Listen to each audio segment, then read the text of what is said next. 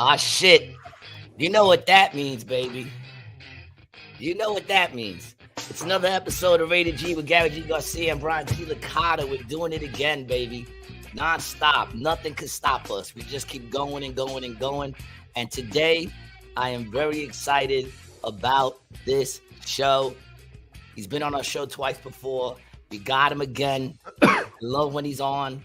And I'm very excited to have you on, man, to do a little catching up. My brother, Jason Scoop. And if you don't know who this man is, then you must be under a fucking rock right now because no one is blowing up like this man is blowing up. What's going on, everybody? Dude. Scoop, good to see you, bro. Scoop, first of all, thank you from the bottom of my heart. I know you're a busy dude, man. And every time I ask you, you work it out with me, man. You're like, well, I could do this day, and I'm down to do it. Yo, you're the man, dude. I fucking love you, Jason. Bro. You know, you're one of those few people when I first met you, I knew you was good people, man. And right back at you, Gary. Both of you guys, man. Both of you guys. Yeah, it's an absolute. Of course, I do anything. I love you guys, man. Thank you. Get his shit. Thank you. Before we even get into anything, and there's a lot of stuff I know we're just gonna get into naturally because that's how we do it. I just want to see, Brian, how's your week going so far? It's Saturday. How was your week?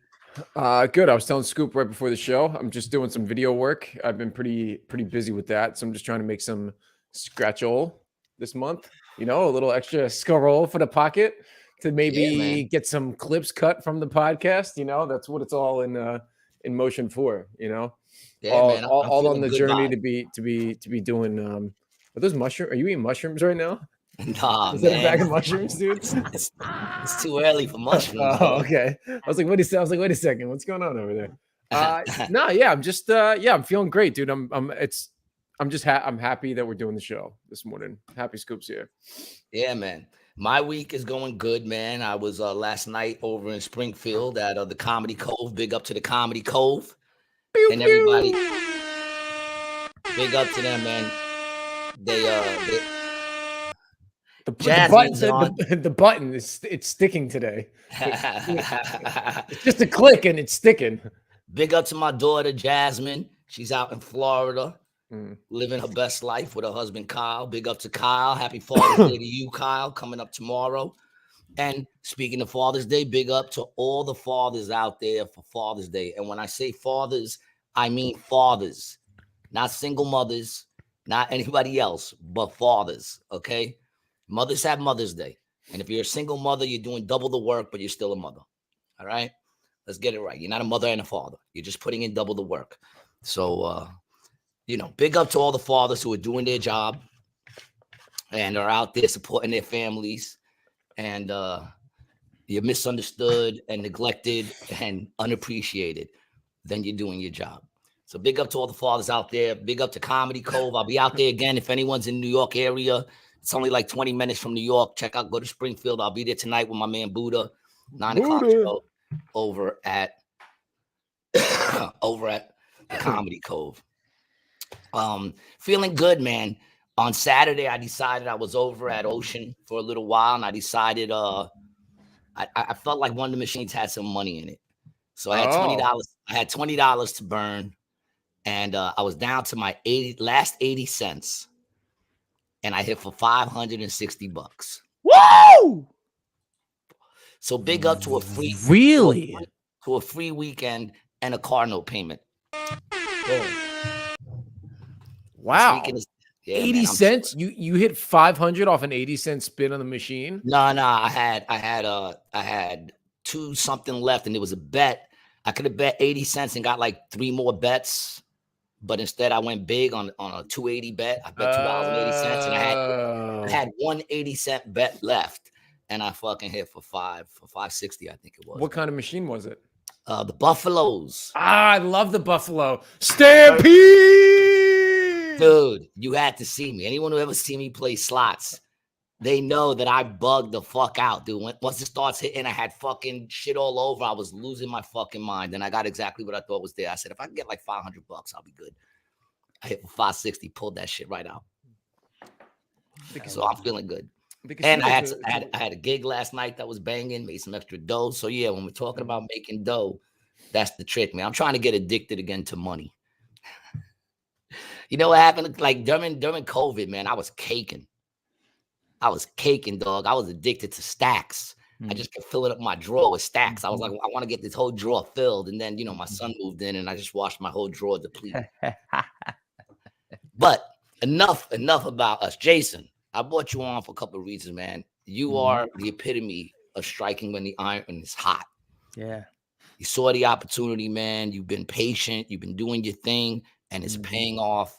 And I love to see my people shine, man. I love it. You're fucking doing your thing, man. You got to check out his podcast, the Trump podcast. You got any gigs coming up? Tonight, actually. Good thing this is live. I'm at the Double L Tavern in Hicksville, New York, out in Long Island. Yeah, baby. That's cool. Who are you playing with? I'm with Terry McNeely, bro. Get the fuck out of here. Yeah. Wow, very cool. Get the fuck out of here. That's going to be a great show, dude. It'd be fire. I'm guessing it's a Republican show. It's in Hicksville. So well, you know them Hicks. So, Jason, let's get into it, man. What's going through your mind with the whole second indictment, man? I mean, look. Well, I got two schools of thought. Let's hear them, baby. They're very opposing. The first school of thought is, this is fucked up. They're going after my boy DJT. Overzealous prosecution. Clearly, I mean, this is like, there's RIP America. America's over. There's no more America. Yeah, man. Yeah, man. Sleepy Joe going after his number one opponent. It's ridiculous. It's insane. Whether you like him or not. Whether you like him or not. It's really the FBI. I feel like it's the FBI more so than even Biden. Is the FBI is going after him. I mean, but they've been running. Here's the thing. They've been pulling the strings since like they shot JFK. Yeah. So Trump came in and he's the only guy that didn't want to blow up every country and everything, and that's why they want to destroy. They're trying to assassinate him through the law instead of with the bullet. And if that don't work, then the bullet's coming next. We all know the bullet's coming. I was gonna say, dude, see, if they don't get him with this one, right? Like this is federal. He's facing life in prison. Right. It's unreal. Unfucking real. And it's just unreal, whether you like him or not. Who the fuck would want to be president if you know that after you become president, they're gonna come back for you? Exactly. They're removing all the incentive. Like the whole reason to be president is that you're untouchable for the rest of your life. And now they're locking up the president. Yeah, who the fuck is gonna want that job? It's crazy. But to finish answering the initial question, the other school of thought is, I mean, hey, this is more publicity for me. Right. Yeah, it's good for business. It's good for you. Yes. Yeah, I felt the same way about COVID.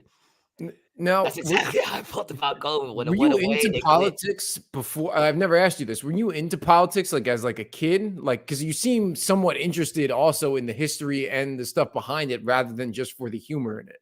Well, that's also kind of a complicated answer too, because I kind of like you seem smart. You seem smart about all of it. Like it's not like you're just doing a shtick of Trump. You know what I'm saying? I followed politics really closely, pretty much since like middle school.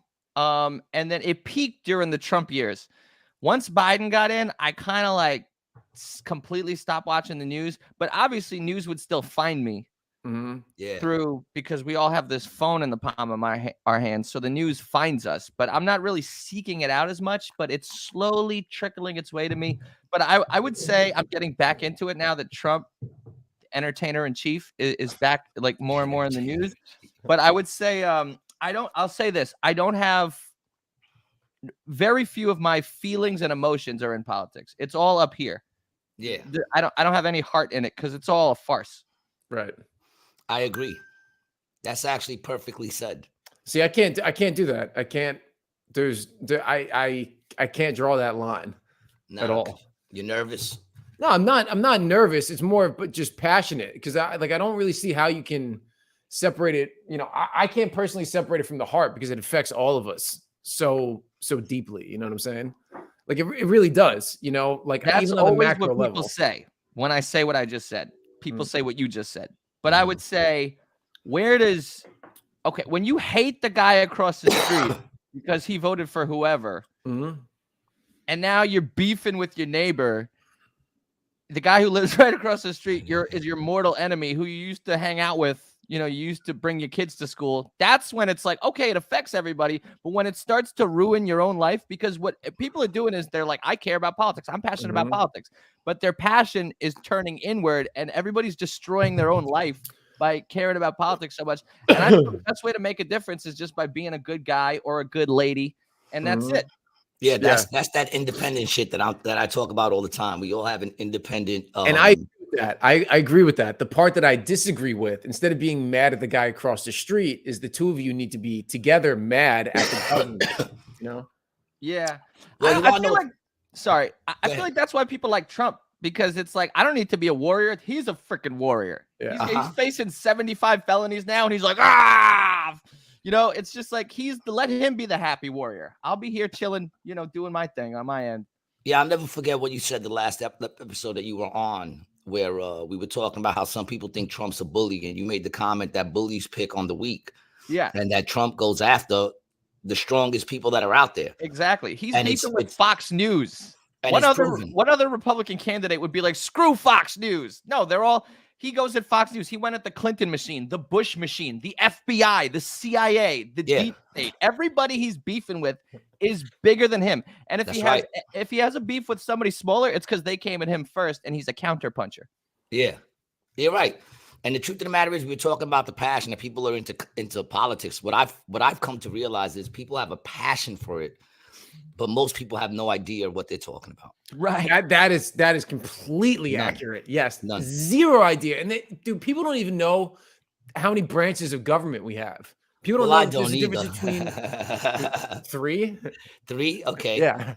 The executive, the judicial, and the legislative branch. Oh, okay. Okay. I'm learning. And then on the legislative branch, you have the House and the Senate. Stuff gets passed through the House first, which is the lower side, and then it goes through the Senate. And then once it passes through the Senate, then it gets signed by the president. I got to go there. Yeah, I saw that, yo. Mm-hmm. I was in the Capitol, baby, and I didn't even have to climb a wall or break a window. They invited you in, and you didn't even have to chop off your dick. You didn't even have to chop off your dick or nothing, and they invited you in. No tits. You went there with no tits, bro. Nothing. Just I happened to meet a congressman, a very controversial one. Mm-hmm. Mr. George Santos, recently federally indicted on 25 felonies. Speaking of indictments, that's my boy. That's my guy. Shit. That's your guy. Oh, man.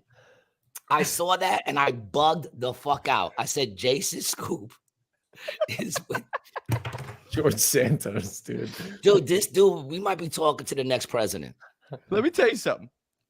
And he's going to run as Trump. What happened was I was hanging out with my buddy, and people wanted to drink and do God knows what with me. And I said, Jason, you got to be responsible. Don't drink. Don't do this, that, and the other. Get on the train and go home. And this was one of, I was dragging my feet. I'm like, I want to stay out, but I got to do the right thing. And then I said, it's going to come back to me. It's going to come back to me. Something good's going to happen. I sit on the Long Island Railroad. I got 2 minutes before the door's about to shut. This kid, Kareem, texts me. He's a fan of mine. I met him at some event that they hired me to do. He's like, bro, are you in the city right now? I said, yeah, I'm about to leave. He said, I'm at Beach Cafe. I probably shouldn't say the name of the place, but he's like, I'm at this spot with George Santos. I'm like, oh, shoot. That guy's big. He's all over the news. So I'm like, I got you. I jump off the train just as the doors are about to close. The doors are closing as I exit. I hop in an Uber. I get there. Santos is sitting there, and I'm just myself, and I'm just being funny. Being you. That's all you have to be. I'm just being me, and I got Santos keeled over, just dying laughing. I'm doing all the I'm doing Seinfeld, Trump, Biden, Cosby, Bush, Obama. I'm putting on a show. Bringing it all. Yeah. I'm putting on a show. And Santos goes, can you do it, George Santos? And I'm like, not yet. But I was like, I'm going to work on it. I'm like, but how would I get that to you? Like, how would you see it? And he goes, so Kareem, the guy who invited me, he goes, oh, well, you could send it to me and I could send it to George. And George goes, don't be silly. Give me your phone. I'll give you my number. So George Santos puts his number in my phone. What, dude? Yeah. So, it gets even crazy. So George Santos puts his number in my phone. I kind of see this like he hooking up with George Santos. George's like, let me get your phone. He puts his number in. Kareem, the ultimate cock blocker with fucking Kareem. Nah, Kareem set him up, dog. What are you talking about? Kareem hooked it up, bro. Oh, that's true. But he was trying to intervene. That's the name of the game. 48 Laws of Power. Yeah, you're right. He played it smart. He played it smart. What's he supposed to do? Yeah. I'll give you his number. No, that's true. That's true. I was discounting that he brought you there. He told you to come. Yeah, he told you to come. Then, shout out Kareem. My bad. So then Santos gives me a ride to Penn Station. And I don't know cars, but he had like a really nice car. I don't know what type of car he had, but it was driving himself. Yeah, he was driving himself. Wow. And we listened to Kanye West's Monster. Bitch, I'm a monster. No good. We're both. His sunroof is open. Oh my God. What time is it? What time of day is it? It's like maybe 11 at night. Oh my God. Close to midnight. Oh my God, that's amazing. Bitch, I'm a monster, no good blood sucker, fat motherfucker. Now look, so me and Santos and Kareem, we're jamming out. Kareem, How does Kareem know Santos? Kareem is a young kid. He's 23 years old. He's very politically connected. He's not a comedian. He ran for Congress in his district and lost. But he's a sweet guy. I love him to death. He's a pilot. I'm living in Long Island. He has at the airport, the town right next to me, Kareem has a flight school. So he's 23 years old. He runs a flight school. He knows George Santos. This kid is connected. Muslim kid, Republican Muslim kid, he's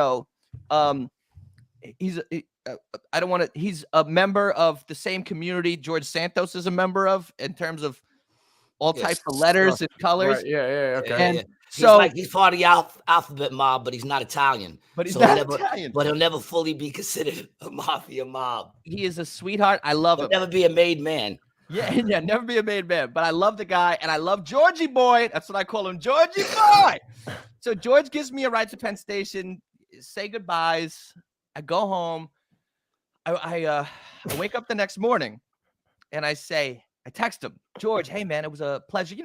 Do the niceties that everybody's supposed to do. George, it was a pleasure meeting you last night. I had a great time. I keep it. That's it. So you got another date? Well, let's check this out. So hour goes by, maybe 2 hours. I take the train into the city. I go to meet up with Ron Barber. We were doing something about to shoot something. I'll never forget. I'll never forget. In a while, 3 years at least. Walking through Times Square, Santos texts me back, Jason, it was so nice meeting you last night. You're truly entertaining. You should come to the Capitol.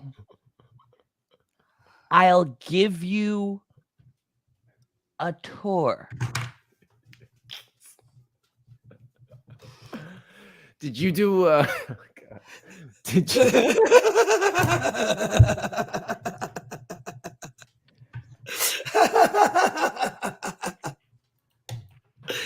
Yes. I'm like, yeah. When? Sure. Now? I'm like, how would we go about how do we do this? And he goes, it's the people's house. So you're welcome anytime. I'm in session, and I'm in session all next week, Monday through Friday. I'll be there. So I scramble. I hit up Eric Grooms. I say, Eric, I hit up a few people. Big up Eric Grooms, man. Yo, you were dropping some names right now. Yeah, that motherfuckers don't know. Bro. And I go, Eric, I have a proposition for you. He goes, I'm in. Before he even said what it was. And he goes, okay, DC. He goes, the train is $200 each direction. He goes, I'd have to take off of work. I go, dude, just give me a number, whatever you want to be compensated. I will Venmo you. Right. He goes, give me $400. I Venmo him that second. Cause he had to take off of work. So, and he was my ride. Without him, I would have been screwed. And my camera guy too. So the next morning, I wake up, I hop on the train. I take the one train to Eric's house. We're in his kitchen. His wife is making us coffee. And on the TV, you hear this ominous music. Dun, dun, dun, dun. The deceitful Congressman George Santos exposed tonight at 9 p.m. The Santos special. And I'm just there like, we gotta see this motherfucker right now, son. Yeah, this is dope. So we get to DC. We park the car. And you know, in the back of my mind, I'm always optimistic, but I'm like, are we really going to get into the Capitol? Surreal. In the back of my mind, I'm thinking there's a 35% chance we get in, and I don't do math. So 35 minus 100, whatever percent that is, we're just going to hang out, take some pictures by the Lincoln Memorial, and go back home. So I text George, hey, buddy, we just parked. Hour goes by. Don't hear from him. We're walking around the Capitol, and like, bro, there's like those moving cameras that follow every step you take. There's all these dudes in unmarked cars with binoculars. Mm-hmm. There's a bomb sniffing dog because we both have big backpacks. They walk right up to us. Then they don't make any, and they're not trying to hide that. They're trying to sniff and see if we got a bomb or a gun or whatever. So we do a little walk around, and now I know from like watching TV that most of their congressional offices are in a building that's connected across the street. It's connected underground. There's three. Yeah. Yep. Yeah. So I get to decide where those buildings are at, and I text George again. I'm like, hey, George, we're on Constitution Ave. And he texts me and he goes, oh, my guy Vish will call you in 3 minutes. I get a call.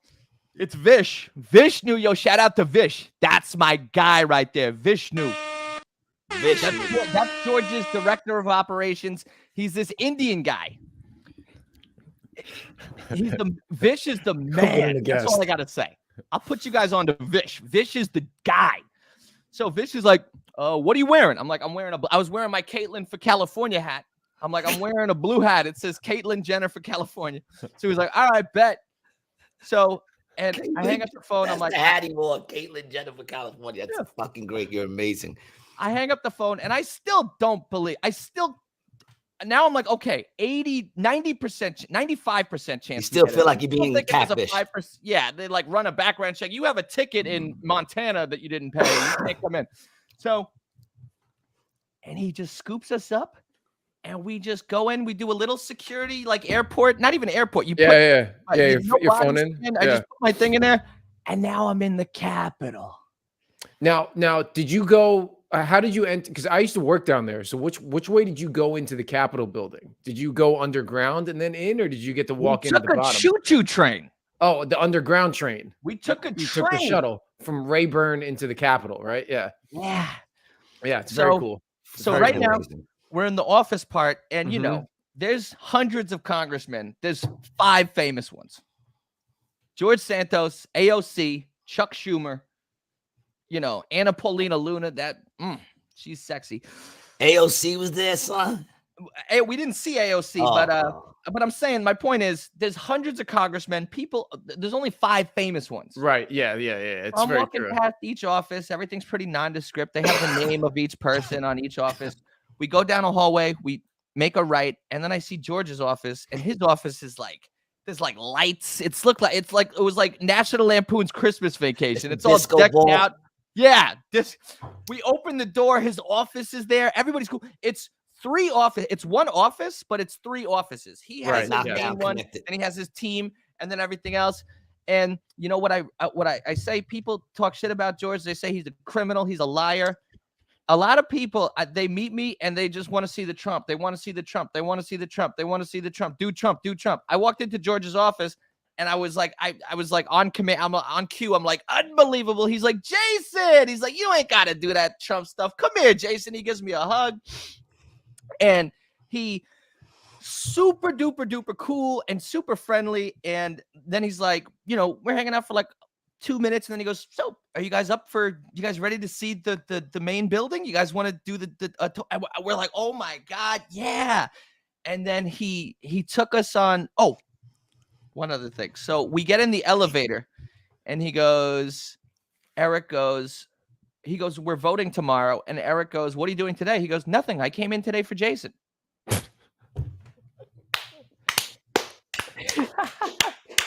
He goes, I came in today for Jason, and he goes, and he's like, I'm wearing my iconic outfit. They all filmed me his little sweater shirt. He goes, he's like, oh, he goes, I had to dig it up from the back of my closet, but I brought out my look for you.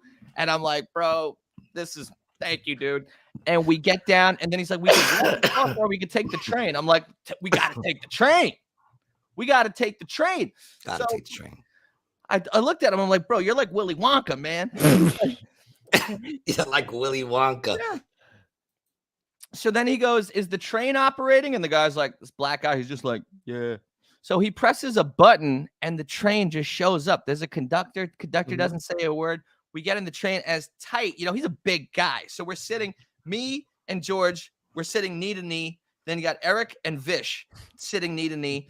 The conductor guy presses a button and boom, we take off. And then we're going, it's zooming. And there's like an insignia of every state. If you look to the right, there's the order in which they were founded. And then we get out. And then next thing you know, I had to put my phone on a desk. And then we went into the House chamber, which is, you know, where what we all see on TV. That's where the State of the Union happens. That's where they're like, ladies and gentlemen, the president of the United States, that room. And he was, you know, it was really cool because I always like it when I see somebody who's doing whatever they're supposed to be doing in life. They're not just working at Walmart. They're actually fulfilling their destiny.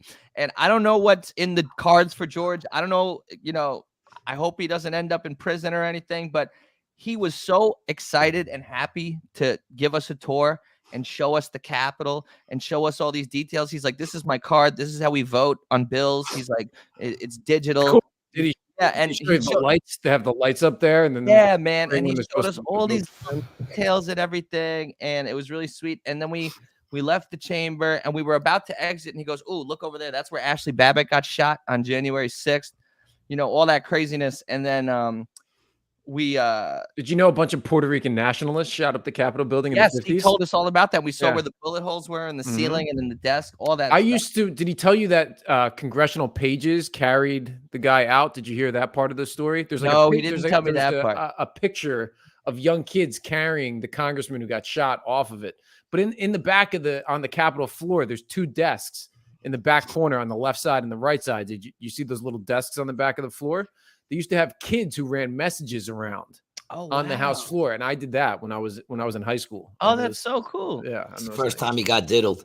You want to know what's so crazy, man? Second, this is second. As I hear this story, man, it's an amazing story, and I want to hear. If you're not finished, I want to hear the rest of it. But it's amazing. How many indictments is he under right now? I think it's something like 20 something. He's facing like, I think it's like 16 felony counts, wire fraud, look at misuse this, of campaign funds, and lying to the House of Representatives. 2 counts of lying to the House of Representatives. But you know, to me, I sit there and go, man, like that's power right there. To like have these indictments hanging over your head, and yet I'm gonna go hook up with Jason Scoop and show him around. I got not a problem in the world. Let me just show you around today, man. You know what are you doing today? Nothing. Yeah. I came for you to hang out. That's a certain kind of power, though, because if you put one indictment over my head, I'm not hanging out. You got to drag me out my house to go hang out. I'm stressed. I got an indictment over my fucking head. Right. This dude is hanging out, catering to Jason, man. That's the kind of... He admitted to check fraud in 2010. It speaks to the power that man has, and it speaks to the adorability and the talent that this man has. Well... That's what it speaks to. It says this man has that charisma that I'm going to take a break from my 14 indictments and I'm going to go hang with this dude because he has that charisma that if I go to jail, I want to fucking at least say I hung out with Jason Scoop for a fucking day. And I'll come visit him. Yeah, man. You know, if God forbid, if he ends up in there, I would visit him. But I kind of feel like he might be trying to fish for some conjugals, but I don't know. That's just me. Let me tell you something. Are you getting any good night scoops or like let me know when you get home scoop? I'll tell you this. Did he tell you to text him when you got home? Let him know you got home okay? This is another reason why I like him so much. You would think, you know, he's a gay man and all that, but when we hang out, nothing wrong with that. I know nothing wrong with that, but when we hang out, Yeah, we joke. Obviously, everybody jokes around. There's some jokes or whatever, but he's never been. And I hung out with him many times after that. I met up with him at the Beach Cafe again. He called me on his way home from work. I mean, we're buddies. Oh yeah. And, so you definitely texted him to let him know that you got home, get back home okay. I'll you just definitely say did. I got back to New York okay. He's never crossed a weird line. Yeah. So that's another thing that I would say. He's just a respectable to me. I don't know. 99%. That's how it's gonna be. Right. 99%, dude. I mean, I worked in fashion for 20 years, man. You know what I'm saying? I used to hang out with gay dudes left and right, bring them to my house, hang out, and I'm not. I've been groped. And see, that's the thing. I've never been groped, man. I got offended. I'm offended, man. I'm very offended. I got groped at that I have enough. You were an unmolestable child. I was a more unmolestable adult. Exactly. Yeah. But it was a sucker grope because my back was turned. I was at the bar and a guy drive-by groped me. He grabbed my ass cheek. And then was it like a real solid? Did he get a whole cheek? I can't remember vividly because I was very intoxicated. But I do remember I was like, did that motherfucker just? And he was boom out. He just grope. Like it was almost like a ghost grope. Yeah. And then there was another time I almost got molested, but as an adult, not as a child, as an adult. But I escaped that one. Yeah. Because all you gotta do as an adult is just get up and be like, hey, I gotta, you know what I'm saying? Like as a child, you could. But as an adult, listen, man, I was talking to Marcelo. Perez, right? Who we both know. He's new on SNL and shit. Yeah, you're very much kind of in that wave where like you got to know now, before going in. Of course, because you're at the point now where dicks are going to be getting offered to you guys. Of course, so it comes down to you got to go in there knowing how many you're willing to suck. Let me tell you something. That we see you on TV, dog. I told Marcelo the other day, man, you got to have the number set. If you don't have a number set in your head, they're just going to keep feeding you dicks. You got to have a number. Thing is, I'm a lot more afraid of the Illuminati. Yes. Because we could get into that rabbit hole because I'm now starting to hear stories about the Illuminati and the satanical worship and the selling the soul. And I'm talking about eyewitnesses. Yeah, of course. And then the second, if anybody's trying to guess, we need more people to come on the show. And then the second I hear it was particularly pertaining to the music industry. Dude, of course, man. So the second I hear about this stuff, I get booked on, they asked me to promote Smirnoff vodka at Hot 97 through an old comedian friend. And so I'm at Hot 97, and the person that this young lady told me about the devil and the worship and the soul selling was right there on stage right after. I mean, what are the chances? Hot 97, me, huh? And then I don't want to say too much right now, but don't say too much. Your career's bubbling. A lot of music industry okay. I just want to say this. I'm on Cardi B knows who I am. Let's just say that. I'm on Cardi B's radar. Yeah, there you go. Yeah. Well, I know who she is. No, with the music industry, though, it's always been that way. And I will say this, too. The Devil hasn't made a good album since, I'd say since graduation. You know what I'm saying? But the reality is, no, music is the to me, it's the heaviest when it comes to being into the whole satanic shit. And a lot of these shows now, where people don't realize, like when you go to a weekend concert and it's all red and he's got everyone dressed and he looks like you guys are at a satanic worship. There's a song called Sacrifice. You're at a satanic worship. That's what you're doing. Unwillingly, you're all sitting there and they're using you guys to worship their masters. Yeah. No, it's very big in that shit. And you're going to start seeing all that shit very soon too. Yeah. Because you're at that bubbling point where people are going to start saying, Jason, how famous do you want to be? Right. I don't want to be sucking 7 dicks famous. No. 7 seems to be the number though. You know what? You know why I'm not susceptible to that? I've been happy at every level. That's the thing.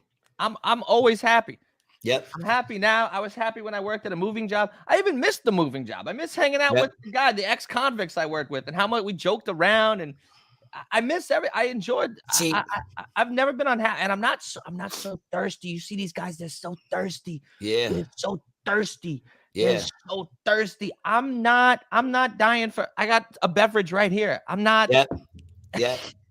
You know what? I think that's why I connect with you and a lot of people like you, like Tristan, and there's certain comedians that when I met them, right when I met them, I was like, this is a dude I would chill with outside of comedy. If I never did comedy and I met this dude, I would chill with this dude. And it's because you would still be that dude if you didn't do comedy. Yeah. You know what I'm saying? How many comedians do we know that being a comedian is what makes them? It's the coolest thing they've ever done. And you know what I'm saying? Those are the ones who suck the 7 dicks, who will fucking, okay, I'll worship Satan, I'll do this, or maybe unwittingly, I'll do this sign, and that's how I'll wear this. I'm not. Yeah. And another, and I'm sure Gary, I'm sure both of you guys are like, I can't even. I've gotten financial offers, okay, like not crazy, like $1,000, $1,500, but I don't like the person, and they just say one wrong thing. I'm like, I'm not broke anymore. Sorry, next. Right. So I'm not. Exactly. If I don't vibe with the person, I'm out. Yep. My central nervous system starts to shut down. Like I get asked all the time when I was with Epic, how come I didn't just give them what they wanted? You know what I'm saying? And I saw already what they were doing. You know what I'm saying? They were trying to like get me to do whatever the fuck they wanted me to do. And they start with little things and stuff like that. Yeah. And I was like, listen, man, it comes down to this. Doing music was great. Doing comedy is great. You know what I'm saying? It's fun. It's great. I love doing it, but it's not what makes me who I am.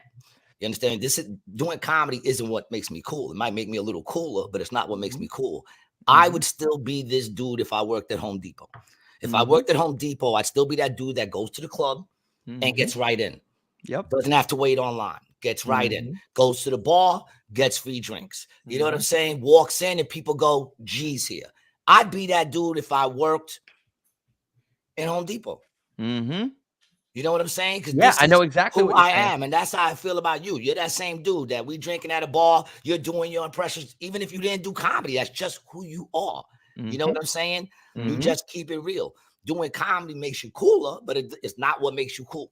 You know what I'm saying? And I'm constantly with people that if comedy left them, they do nothing. They'd be sitting on their couches doing nothing, just going on. I'd still be that dude that's out there that people still want to talk to and fucking hang. And they're also validation chasers. Oh my God, dude. They need that validation. And what they don't realize is these people that, oh, please like me, please like me, please like me. They're not even going to do anything for you because they don't even respect you. Nope. It's a crazy thing, man. It's a crazy thing. Yeah, I mean, that's the best point right there. You won't get any respect. Yeah. No, dude. Sure. People don't need to sell their souls. They're flushing their own soul down the toilet. Exactly. But even with the music, dude, you know how many artists have come straight out and said it? And like people just let it slide by. Like that wasn't just said. Katy Perry in an interview sits down and says, and we've shown it on one of our podcasts, but she sits down and she says, you know, I tried to do it on my own and it wasn't working. And I wanted to be like this girl and that girl. So I sold my soul. And then just keeps talking, you know.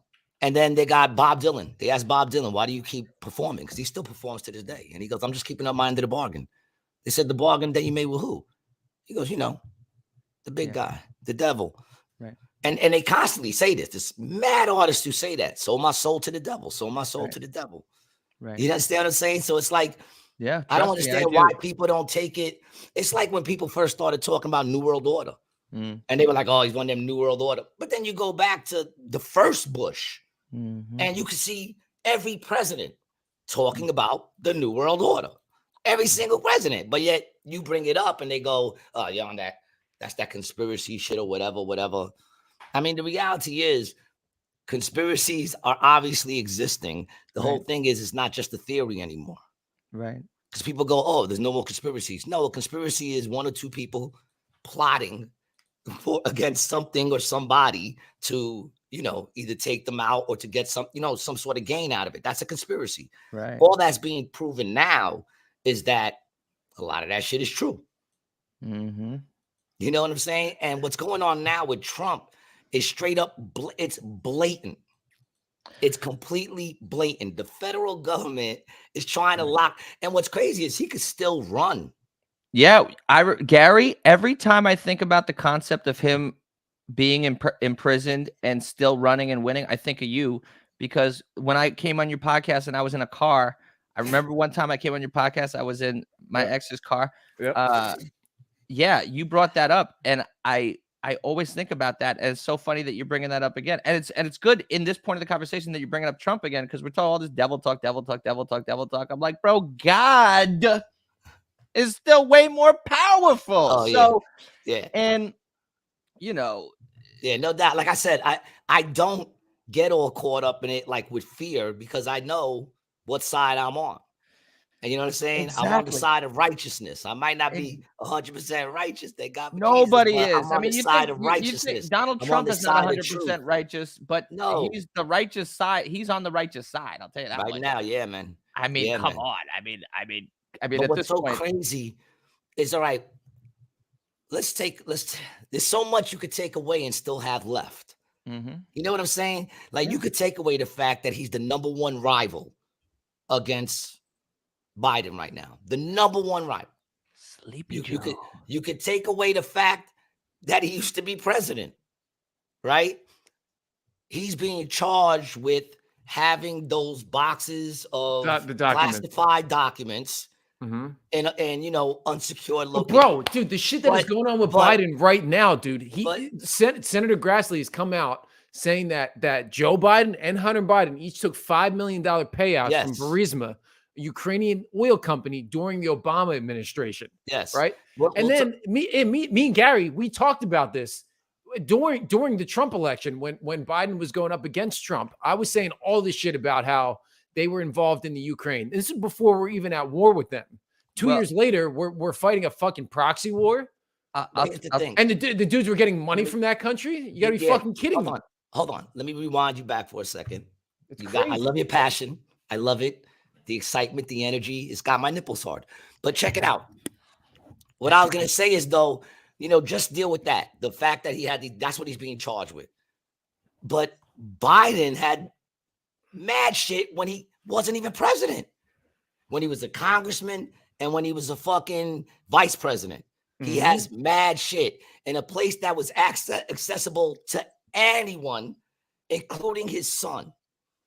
And yet they're not even fucking with him for that. Right. There's obviously two forms of justice here. And now, getting on to what you said, Brian, what's crazy is he took the bribe, right, to get this dude fired. They paid him to get this guy fired who was the prosecutor who was looking into the whole Ukraine shit. And then they got video, which I saw yesterday, of Joe Biden actually bragging about it, saying to them, yeah, I said you're not going to get no money unless you fire this dude. Where is that video? Hold on. Is this it? Hold on. If the prosecutor is not fired, you're not getting the money? Yes, that's it. And that's what he got the money. That's what it said the payment was for. Yes, this is it right here. Play that, please. I said, no, I'm not going to, we're not going to give you the $1 billion. They said, you have no authority. You're not the president. The president said, I said, call him. I said, I'm telling you, you're not getting $1 billion. So you're not getting $1 billion. I'm going to be leaving here. And I think it was 6 hours. I said, I'm leaving in 6 hours. If the prosecutor's not fired, you're not getting the money. Oh, son of a bitch. Got fired. And they put in place someone who was solid at the time. I said, nah. And they put in place someone who we wanted in there. He was solid. Wait, scroll down a little bit. Was that Terry McNeely?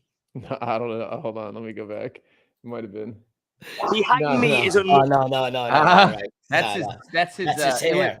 his illegitimate son. Yeah, if he was 20 years younger. Yeah, that's Terry. That's Terry. The kid Terry doesn't know about. But look at him bragging about it. And in the emails, it says they specifically paid him to get that dude fired. And they're even saying, but I'll say this, the silver lining in these indictments. I remember when Biden got in and I said, okay, Trump runs again. But I said, the hatred of Trump. I said, I don't care what Biden does. Nobody's going to hate him as much as these lunatics hated Orange Man bad for 4 years. But now, after these indictments, now it's boom. This is riling people up on a level. Dude, it made me get into Trump. Yeah. That's what it did. It didn't make me, like I bought the shit they were saying in the beginning. Mm-hmm. But I didn't buy it to the sense where I thought he was racist or all that shit. Right. I just bought it in the sense of what did you buy into? I thought he was the worst speaking president we ever had. That was my opinion of him. You understand what I'm saying? Like I said, look, I'm making money, so he can't be doing that bad. Right. And then I also said to myself, look, and if he sucks, it's 4 years. Let the dude do what he got to do for 4 years. How much could you fuck up a country in 4 years? I had no clue until Biden stepped in how much you could fuck up a country in 2.5 years. In 2.5 years. 2.5 years. So it's like, and then what happened was when I started seeing this shit and I started hearing people how he's a unifier, and yet I'm looking and I'm going, doesn't look unified to me. It was like Biden? People were saying that about Biden? Oh, people always say it about Biden. He's a unifier. When he was running. They said it more when he was running. I watch, you ever watch those things where they go up to people in the street and they go Biden or Trump? And right away they go Biden and they go, why? And they say, I hate Trump. And he'll go, why do you hate Trump? And they'll be like, he's racist. And they'll be like, well, give me an example when he's racist. And they go, oh, I'm not going to have this conversation. And they walk away. Or they say Biden and they go, why Biden? Well, I feel like Biden's bringing the country together. And then he goes, well, in what ways? And they go, oh, I'm not going to get into it. Because here's the thing. They'll state their argument, but there's no way to defend. There's no way to defend any of their arguments. Right. Whatsoever. And what they made me do was look into, okay, let me see what this dude was doing. Then I started seeing some speeches in their entirety. Then I started seeing videos in their entirety. Then I started looking at records. And I said, man, if you took Trump's name off of take all the names of the presidents off the pages, take them off, and just show their track records of what they did. He would go down in history today as one of the best presidents we ever had. Right. And I never thought I would say that. And all they did was make me say, I want to see this dude win. Yeah. That's all it did. That's all they did. All they did was make me go from a dude I didn't give a shit about to a dude that I'm like, yo, I hope this dude fucking wins and fucking stomps these motherfuckers for the shit. And that's happening all over the place. I was talking to people. I was talking to the cab driver who brought me to the airport when I left Miami. He's like, I never followed politics. I never voted. He's like, but after this indictment shit and I see 2.5 years of Sleepy Joe, he's like, I'm voting Trump. Like, and that's the thing. People don't get it. People are like, oh, but the hatred is so. First off, let's say he came down the escalator in 2015. Right now we're in 2023. That's 8 years. The next election's in 2 years. People aren't screaming at the moon for 8-9 years straight. They're tired themselves out. The supreme haters, they moved on. It's like they can't hold that for that long. Exactly. Anymore. And then on top of that, you have 2 years of them seeing what Biden did, and it's like they don't realize a lot of people are coming around, and that's exactly why they're locking him up left and right. And honestly, this was the same thing that happened in towards the end of Obama's term, when people were like, yo, okay, we thought Obama was going to be different than Bush, and he's actually killing more innocent people in the Middle East than Bush did. And Obama levying more drone strikes. More Mexicans out than Trump. Yeah. Deported more people. Yeah, kicked out more Mexicans. Get him out of here. He did. Fucking Mexicans. He did. That's like when they told them they were putting kids in cages, that Trump was putting kids in cages. He's like, yeah, the cages Obama built. Yeah. And they're still in them under Biden. They're there. They're right now. There's mad kids in mad cages right now as we speak. Yeah, kids in cages, which it's a safe place to be if you're a kid. You don't want to be running out there all on your own. Yeah, they're safer in the cage than they are in the Rio de Grande River. Yeah, getting raped. Exactly. Exactly. Fucking insane, yo. It's fucking insane. What was I just gonna say? There was something I wanted to say. Oh, getting back to it though. If Trump beats this, which he obviously should, you know what I'm Well, there's saying? not But going to be a verdict until after the election. of course, this is all just to keep him. Somebody now, here's the thing. I saw a couple of things. I don't know if you'll find it online, but right after he got indicted, I caught a couple of things where they were saying there was talks that they might offer Trump a deal. And do you know what that deal would be? If you stop running, we'll drop the charges, which he's not going to take. Oh, no, he's not going to take. Not He'd at all. rather die. The fact of the matter is, yeah, and that's what's great because it's not a thing of, if you look at it strategically, he can't take it. If he was to take that deal, he would lose all Everything. his fucking power, Everything. right? So, and I think we might have talked a little bit about this, Brian. At the end, so, yeah. So he really can't take it. But what makes it so cool is he wouldn't take it. Right. In other words, he's not going to not take it because he knows he would lose. No, he's not going to take it because he just wouldn't take it, which is why he has such a cult following. You know what I'm saying? Because it is what it is. You can say what you want, but he is who he is. And the best part of all this is that even this won't work. No. No. Dude, he's gonna be there. He's gonna be the president again, and they're gonna be sitting in a congressional meeting. There's gonna be a congressional meeting, and they're gonna be like, "Boop! You have a collect call from President Trump. Do you accept? We accept. All right, guys, let's get this done quick. All right, I only got 20 minutes on the jack." You know what I'm saying? He's still gonna run. He's probably still fucking win. It's so funny. You want to know why that might work? Because everything has been unprecedented. Everything. What they're doing right now is unprecedented, right? Unprecedented, they keep saying, right? So that's another thing that would just fit right in. They did all that. Right in. They got him locked up, and the motherfucker still became president. That ain't more. There's nothing more gangster than that shit. Nothing. Because now he just inspired everyone in Rikers, Sing Sing. He inspired everyone that's locked up that if they study hard, get their GED in jail, do a couple of positive things, maybe find God, you too could be president. President of the United States. That's right. And you know what's good? The thing is, I'm in the streets doing Trump, so I see where the temperature is. I'm up in Harlem doing Trump. I'm doing Trump in Times Square. Oh, I'm when doing you Trump do the all over the blacks place. for Trumps, oh my God. Dude, when he goes into Harlem and he's like, the blacks, and he's surrounded by fucking 70, 80 black people with Trump, black with Trump shirts. I love the blacks, especially this one right here. I watch it all, dude. I'm a big fucking fan. I watch it all, dude. I watch it all. I'm turning that into a t-shirt. The original Me and Blacks for Trump at the New York Indictment. I'm turning that into a t-shirt. I'll buy one, dude. I'll buy one as soon as it goes for sale. And that's the thing. I'll buy one at Rocket.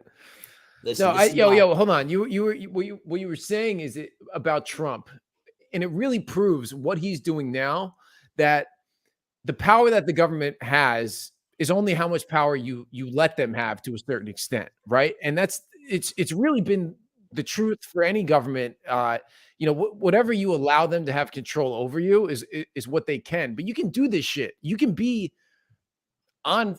indicted. I mean, Santos is still in office. He's still in office. It really doesn't matter. It's like they say you have to do all of this shit, and it's like, sure, but if I keep doing this too, what are you going to do about it, dog? And that's pretty much been Trump's whole mantra. He's basically like, come on, try to shoot me. Yeah, let's go. Shoot me, baby. But that's what I want to say now. So now let's say he beats this, or even he becomes president. He even becomes president in prison. He's going to have fucking agents around him. It'll be insane. Dude, it'd be like Gotti running the 5 families. Here's the genius of Trump, though, because I was thinking about this. Let's say he finds out that there's an assassination attempt on it. Trump is so crazy, he'll be like, no, let him do it. Let him try it. And then I'll either dodge it, dude, and be like, I dodged the bullet, or it'll hit me and we'll just do a quick search, or he shoots him back. Nah, dude. Yeah, well, first of all, I saw a video the other day where Trump said he is packing. I've seen dude, that does not surprise me whatsoever, bro. Okay. And you're saying, how about this? How about he finds out that there's a fucking assassination attempt about to go down. You know what I see him doing? Because he's so in touch with the community.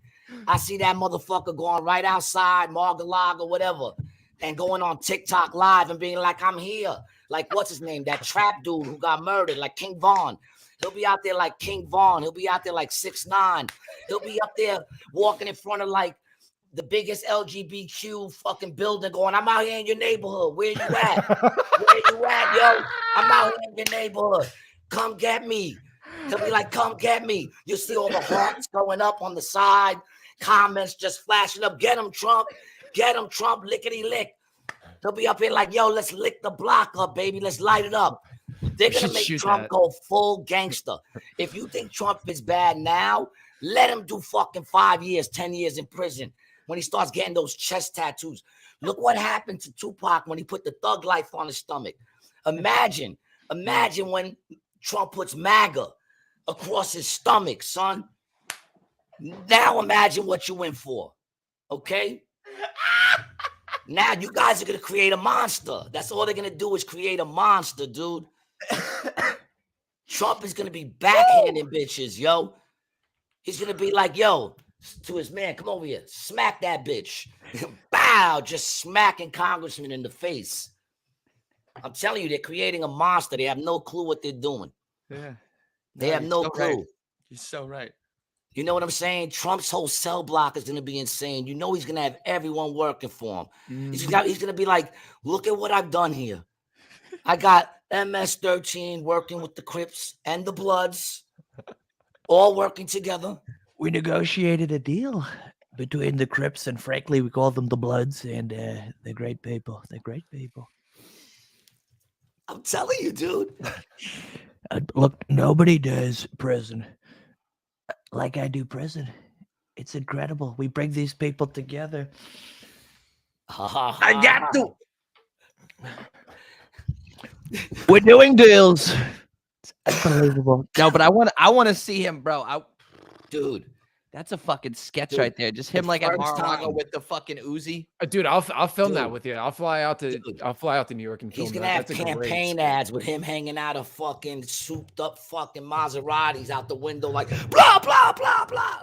You know what I'm saying? MAGA, MAGA, MAGA, MAGA. Everybody could be like MAGA, MAGA, MAGA, MAGA, throwing up the M's and shit. He's gonna have MAGA shits throwing up the M's. Fucking dude, it's gonna be insane. The first time he says "say less" to a congressman or to a fucking national leader, to some country, like he's talking to fucking Jim Cayune or whatever his name is. He's talking to the dude out there, and he goes, "Say less."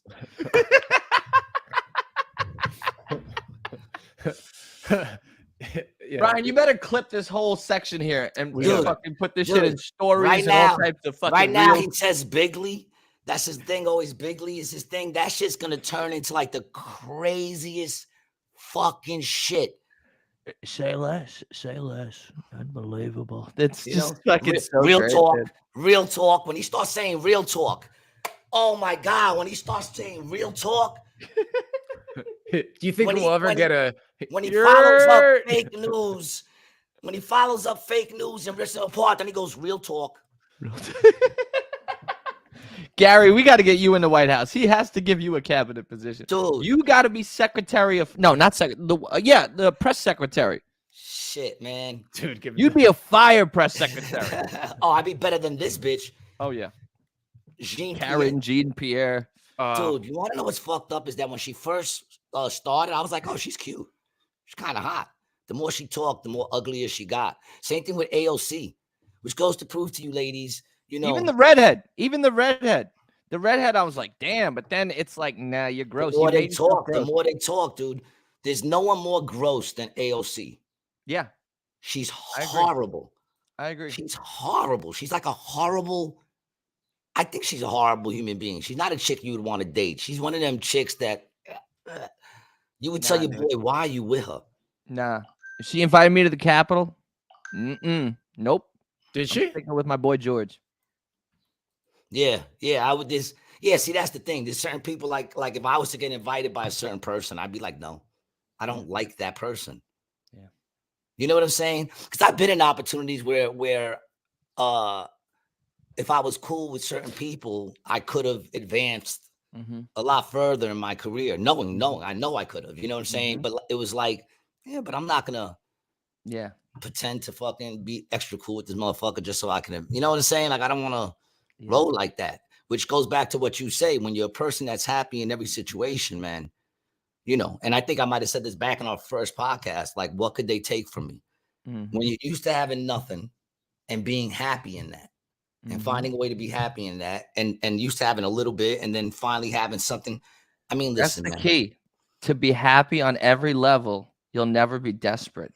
I found that in the struggles was when I was the closest to my friends and the closest to my family, and when I appreciated things more. When things settled down and got nicer, that's when the little stresses started to fuck with us and come between us, you know, friends and family and shit like that. It goes back to what Chang said one day: when you don't have big problems, the little ones become big ones.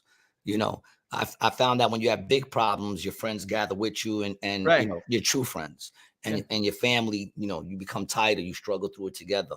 You know what I'm saying? So there's something to be said about the struggle, which I fucking totally love, because it made me that dude that I don't give a fuck. Yeah. I'm happy in any fucking situation. I can find peace in any situation, yo. Mm-hmm. You know what I'm saying? Yeah. Real talk. Real talk. First Real time he talk. says that, man, I'm telling you, they're gonna create a monster with that dude. Yeah, bro. They're gonna create a monster. He could have fucking been had like the black vote if he just moved a couple things around. Listen, before he ran, he had their vote. There's nobody fucking named more in hip hop music. Yeah, my than fucking Trump. A good friend of mine watches the show. He said that Trump had this when he was running, he had something called the Platinum Plan that was like for, you know, the that's when he met with Ice Cube to talk about it, and Ice Cube got like hammered by the black community. They're like, "Why'd you meet with him?" He's like, "Well, what the fuck are the Democrats doing?"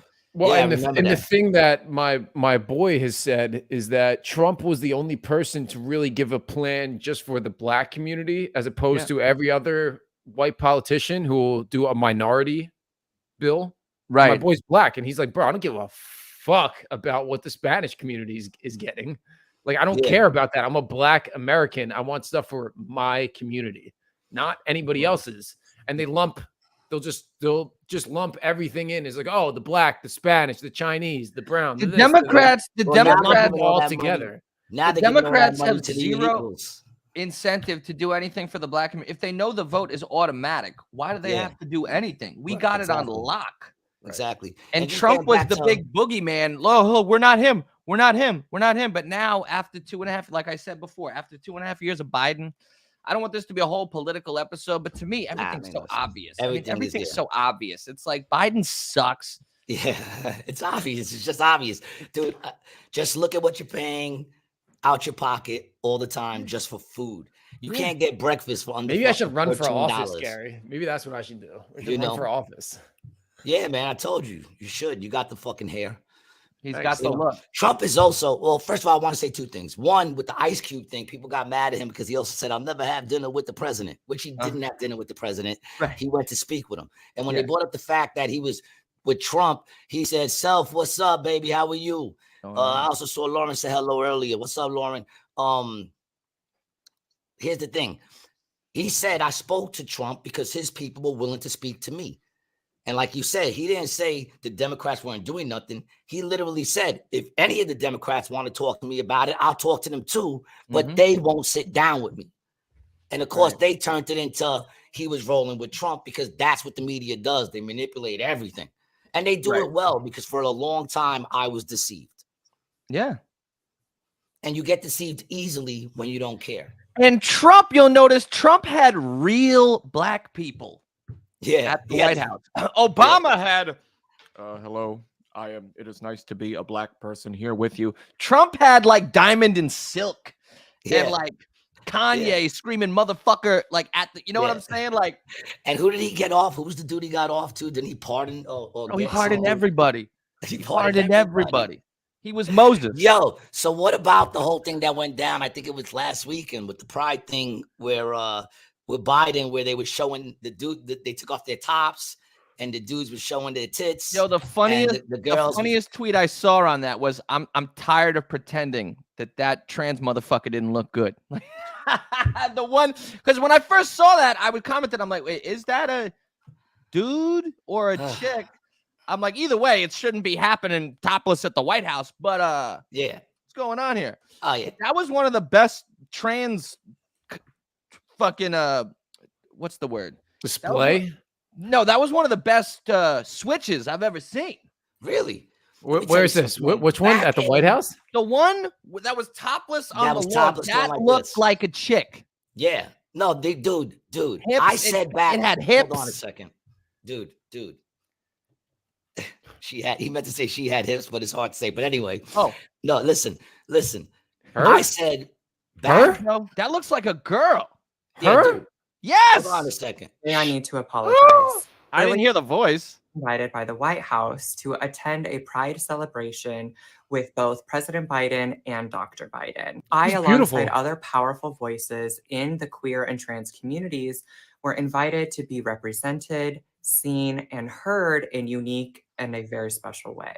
As anti-LGBTQIA+, especially anti-trans violence and legislation runs rampant across our country, I was proud to be invited to speak at the National Press Club during my trip to Washington, D.C. I can't. In order, I can't. But thanks for showing the tits.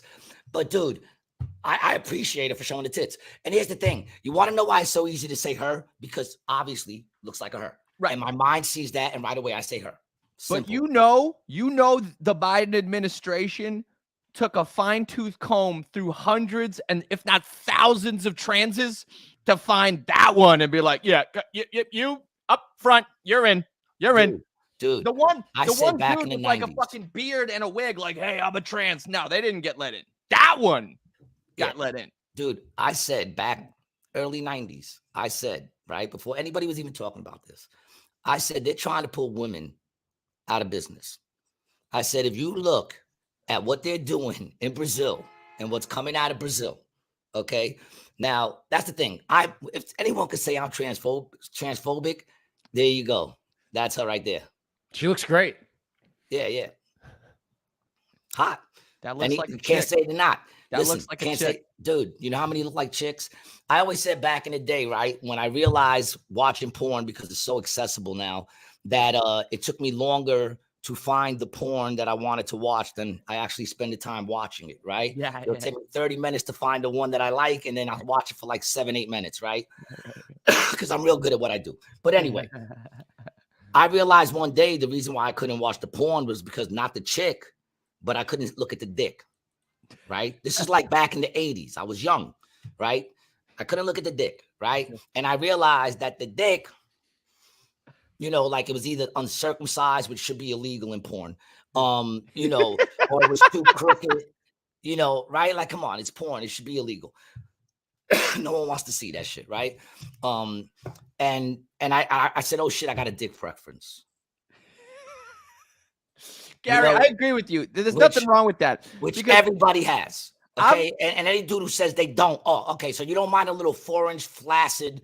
No, you don't want to see that. You want like 8 to 9 inches at least, fucking straight, 1 or 2 veins, nice belt. Like you have a preference.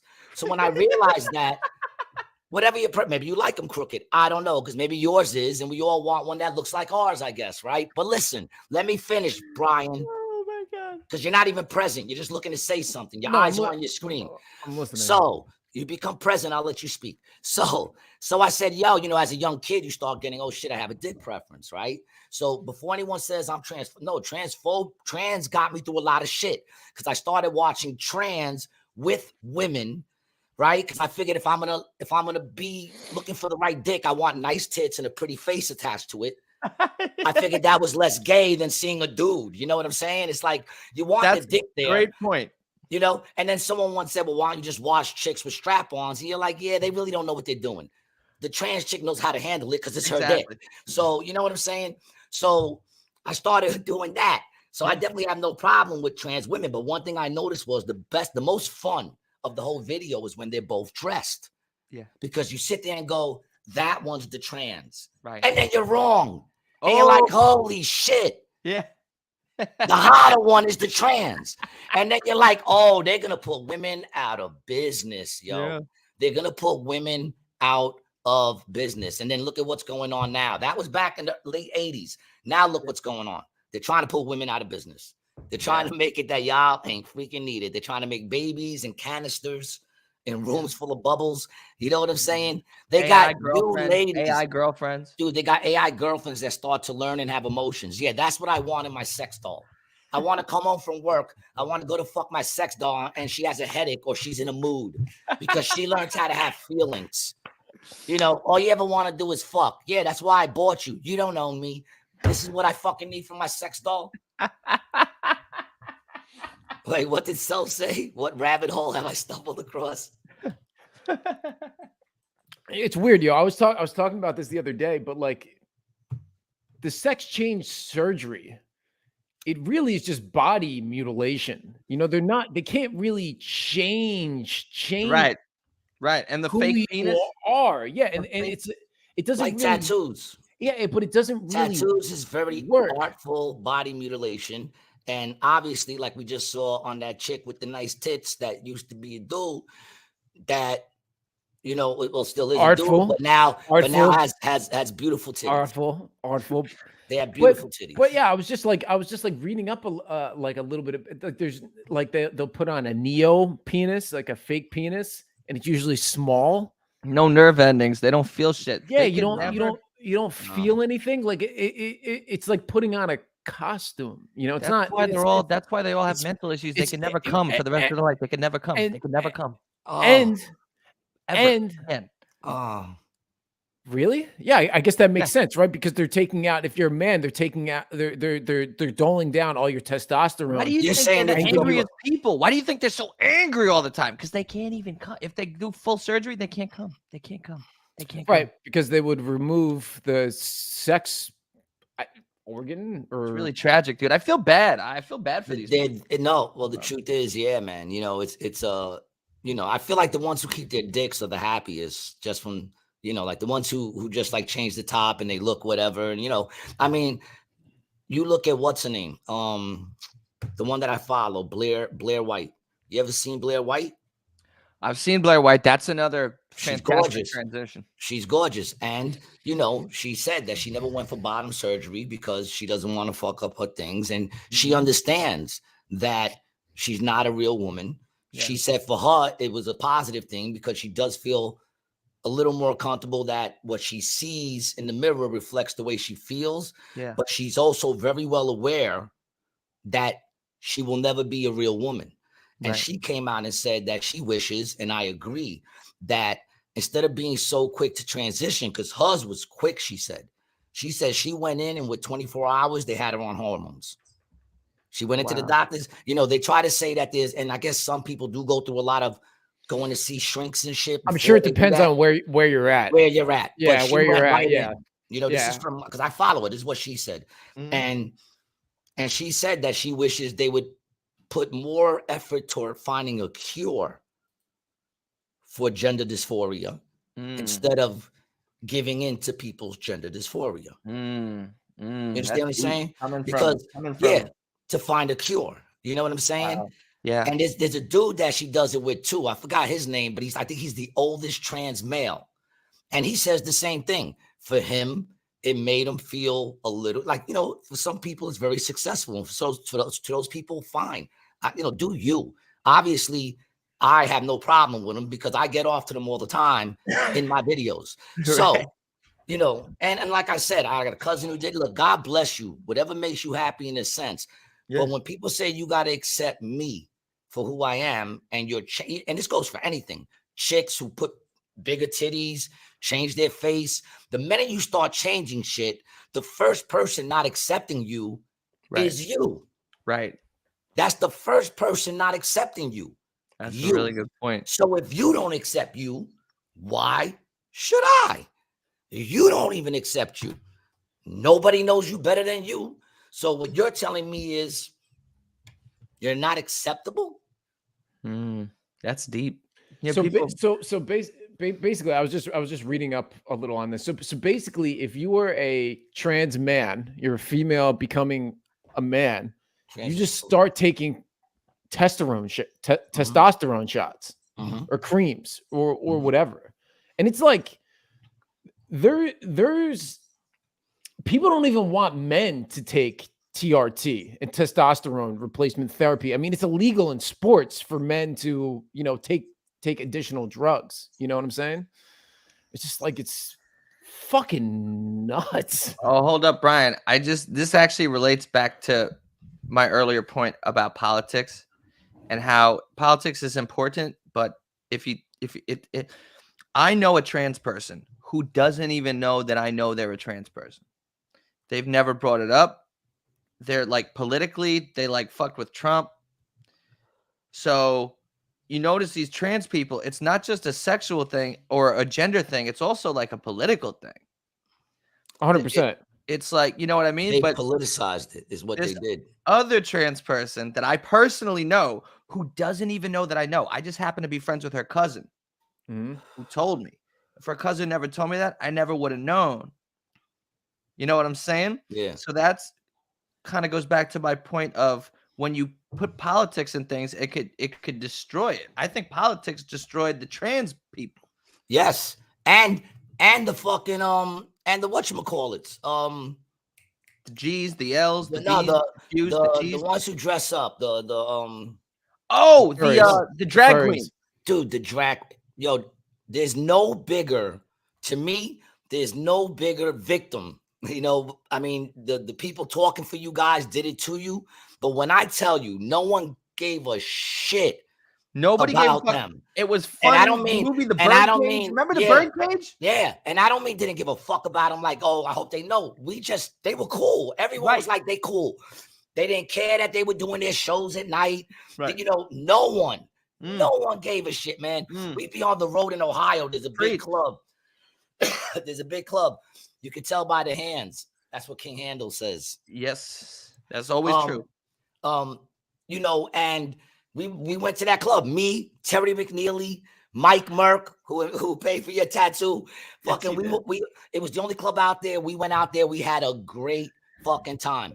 Nobody cared what y'all were doing. You guys were flying under the radar until you started fucking with the kids. Right. Now you want to read to my kid. Now you want to read to my kid. Well, why can't he be? Well, the fuck are you talking about, man? What are we doing here? They fucked up with that. Same thing with the trans. People weren't really saying, you're talking about less than 1% of people. Nobody was paying attention. You bought this all on yourself. What do we care? We didn't care. You guys bought this shit on yourself.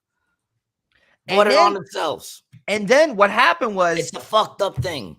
By osmosis. I love my trans people. Yeah. And now they're trying to say, and what I mean by trans people is over 18, do what the fuck you want. Right. That's what I mean by that. Leave the fucking kids alone. And but I always love my trans people. They got me through some weird times when I was growing up. You know what I'm saying? So it comes down to, plus the first porn I ever saw, because we used to find it in the sanitation, was a trans. And I was like, oh my God, they got dicks too? I was like probably 8, 9.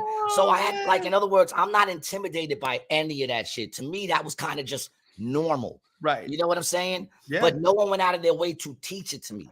And that's the thing. Children will figure it out. They'll figure it out. They don't need everything to tell you. Sex education used to be about, this is how you have a baby. They taught you how to condoms. Even that was, condoms and the pill. If you don't want to have a baby, they would dabble in abstinence. Now it's how to fist, and is lube or spit better? How did we go from there to there? I'm fucking 50. God. I'm 52 and I still never fully fisted a chick. You know what I'm saying? Still never fully fisted. I might have got a little like this, but I've never done no. And they're teaching this to fucking grade schoolers. Look, they don't need to know it. I went 52 years without fisting a chick in her asshole. They don't need to know how to do it, or getting fisted in my asshole. They don't need to know. This ain't important for them to know. I think they'll be all right if it never happens. Yeah, it's true. A 20-year-old girl, a 20-year-old girl who I just met. She's like, "You want to fuck me in the ass? You want to come in my face?" I was like, "Whoa!" Of course I do. Well, yes. How did you know? Yeah, but she's leading with this. Yes. She's leading with this. And you know what these ladies are gonna do? You know what they're gonna do with anal? The same thing they did with the twerk. The twerk used to be something special between you and the stripper, you know. And then they brought it into every club. Yep. And then they brought it everywhere. And then everyone's doing the fucking twerk. That used to be something special. They ruined that. Now with the MTV Awards. And now that's what's gonna happen with the anal shit. This is what I mean when you don't want everything to be accepted. The fact it's not accepted is what makes it fun. You're taking the fun out of everything. I've been saying that for years. When every chick is out there doing anal, how are we as males gonna know who the special ones are? Right. What are you gonna do after that to be special, ladies? Right. If you're just giving up the a-hole to everyone. Right. Gary, how long did it take you to get the stench off your head for educational purposes? Speaking educationally, dude, I've never been with any kind of pussy that stunk.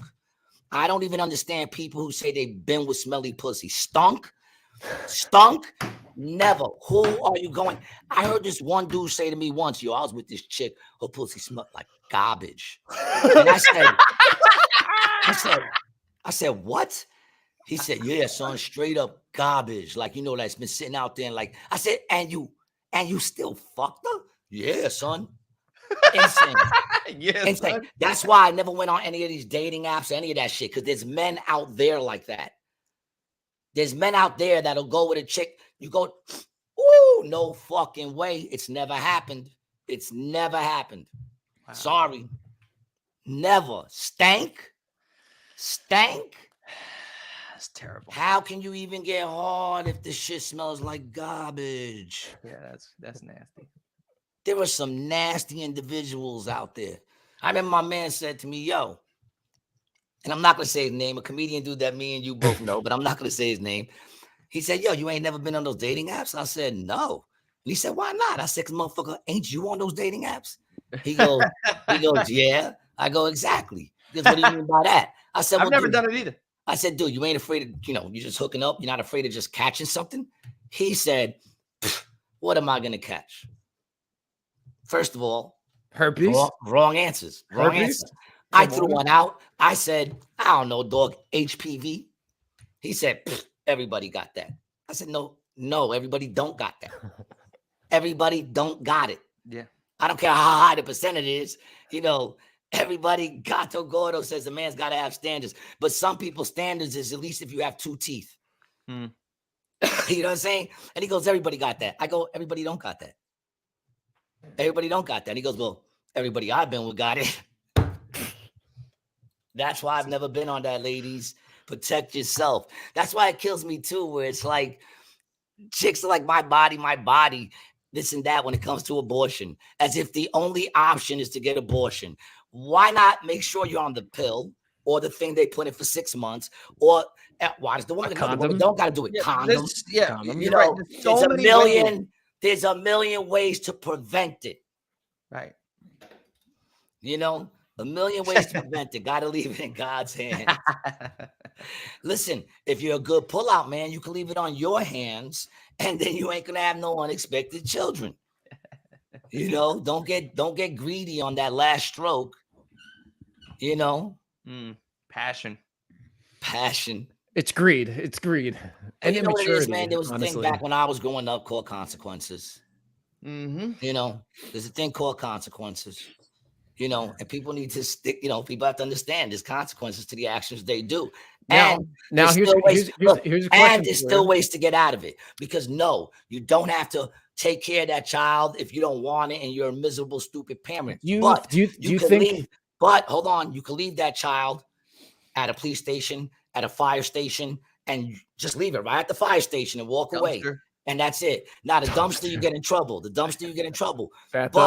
But you can leave it near a dumpster at a fire department. Right. Okay. Like you know what I'm saying? saying? In a shoebox. And just walk away. And then they'll sit there and go. And then they'll sit there. The argument is, oh, but I still have to go through the 9 months of pregnancy. Consequences. There's got to be some sort of consequence. Do you think the removal of consequences? You don't have to raise that child after that, but you at least got to give that life that's being born life, and then give it away if you have to give it away. That's it. Yeah. That's it. Do you think the removal of consequences has been done by design in order to create a weaker America? It's been done by design by the devil who rules this planet. Straight up. You know what I'm saying? Straight up. I agree with Gary. Romans, baby. If you go to Romans, the book of Romans, chapter 1. You'll be very interested to see shit, because it's like you see shit and you just ask yourself, does this remind you of anything? I'll take it a step further. It's like people used to fucking get married at like 18 and fuck their husbands and shit. Now it's like the pill is like, let's just fuck everybody. Let's just let's just have fun. Let's just fuck around the whole decade in my 20s. I'm just gonna fuck everybody and then become a wife after you've been through the whole fucking neighborhood. It's all the depletion of order. Mm-hmm. It's like marriage. Why would you get married? Because it's fucking order. So you're not a whore out there. And same thing for the guys. So you're not out there fucking. You're home. You're raising kids. Society keeps going. It's funny. I've gotten tons of shit from everybody my age about getting married, and the same thing that I've said to all of them is like, yo, I just fuck that. They're retarded, Brian. You need to have some fucking peace. It's the fundamental backbone of our society, the family. You know what I'm saying? They don't tell the young bucks some chicks will ask you to hit raw, busting them. Kumbaya, my lord. Look, they'll always say that, but someone's got to be responsible. I'll admit that's not good. I'm not even physically capable. I'd rather just not get laid. I'd rather be abstinent than put on a condom. Which is yes, which is another option. It's the options people don't like. You know what I'm saying? Like people don't have no problem. Listen, here's the thing too. People don't have no problem saying that being gay is a sin.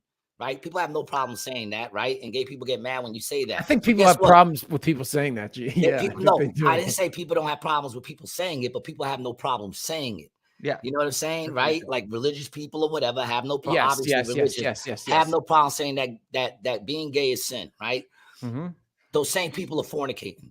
People have a problem when you bring up the fact that fornication is a sin. Mm-hmm. I sin all the fucking time. I've done it so many fucking times in my life. You know what I'm saying? So it's sin, and God looks at sin as sin. So when you're sitting there throwing that stone and you out there with your dick in some chick's ass because they all want it in their ass now, which by the way, sodomy is a sin. You know what I'm saying? So it comes down to, it doesn't say if you fuck a girl in the ass, that's okay. Just don't fuck dudes in the ass. No, sodomy is a sin. You know what I'm saying? So we out there sinning all the fucking time. Stop acting like we better than anybody else. We not better than anybody else. That's why I'm not a phobe. That's why I don't give a fuck what you do behind closed doors. But what I don't understand is, why do I got to be proud of somebody for who they fuck? Yeah, I'm not proud of you for what you are. You understand what I'm saying? I mean, for what you do. I'm proud of you for who you are. And a lot of the evangelical Christians, and that goes for all pride. If you Puerto Rican, I'm not proud of you because you're Puerto Rican. That doesn't make me proud of you. What you do will make me proud of you. You understand what I'm saying? Don't be proud of me because I'm Puerto Rican. That's nothing to be proud of. It's who I am. And you know what? I'm embarrassed of that. I like being Puerto Rican, but that doesn't make me who I am. You know what I'm saying? In other words, the character of a man is what should be fucking important to people. Yeah, and you're a character for sure. I was supposed to march in the parade. Which one? This dude invited me to march in the Puerto Rican Day Parade as Trump. Night before, I'm thinking like, I was like, my camera guy. Okay, a series of circumstances led to this not happening. First off, my camera guy's like, yo, Scoop, man, I feel like crying right now. I was on my feet for 10 hours tonight. I could barely walk. So I said, okay, but I'm like, you got to wake up for the parade tomorrow. Come on, it's going to be great footage. He's like, all right. He's like literally on the verge of tears. So he hangs up. I'm up till 7 I can't sleep. It's like 6:30 a.m. I take a melatonin. I'm like, there's another sign. And then I'm like, okay, I like when I do Trump shit in public and crowds, but I'm like, if I'm just in the street and it was supposed to be a float, guy calls me, he's like, hey man, we couldn't get the permits for the float, but we're going to be marching. So now I'm thinking, okay, so I'm just marching as Trump at the Puerto Rican Day Parade. I'm like, most Puerto Ricans, I don't even think fuck with Trump. I mean, maybe they do, but I don't know. And it's like, so I just called him. I said, hey, bro. Yeah. I said, hey, bro, listen, my camera guy, he can't walk. I didn't sleep. gonna call it off. It was an executive last minute decision. I'm like, let's just sit out the Puerto Rican Day. I'll go as myself. I think yes, I think you made a smart audible on that one. Yeah. Yeah. Has there been any like you saw the defense? You saw the defense. It said, "I don't like the way this line it looks." What's like the worst reaction you've gotten to somebody?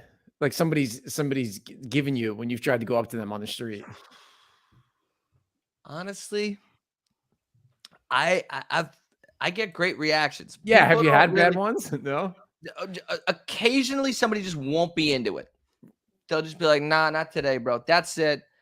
And then Understandable. And then the only time shit got a little testy was I was at the Smith and 9th Street station in you guys know Smith and 9th in like in Brooklyn in near Gowanus, near the projects there. And I'm doing my Trump on the subway shit. And there were these black kids, I guess like high schoolers, and I'm walking up the stairs in my wig and shit, and they're like, "Yo, that's offensive, yo.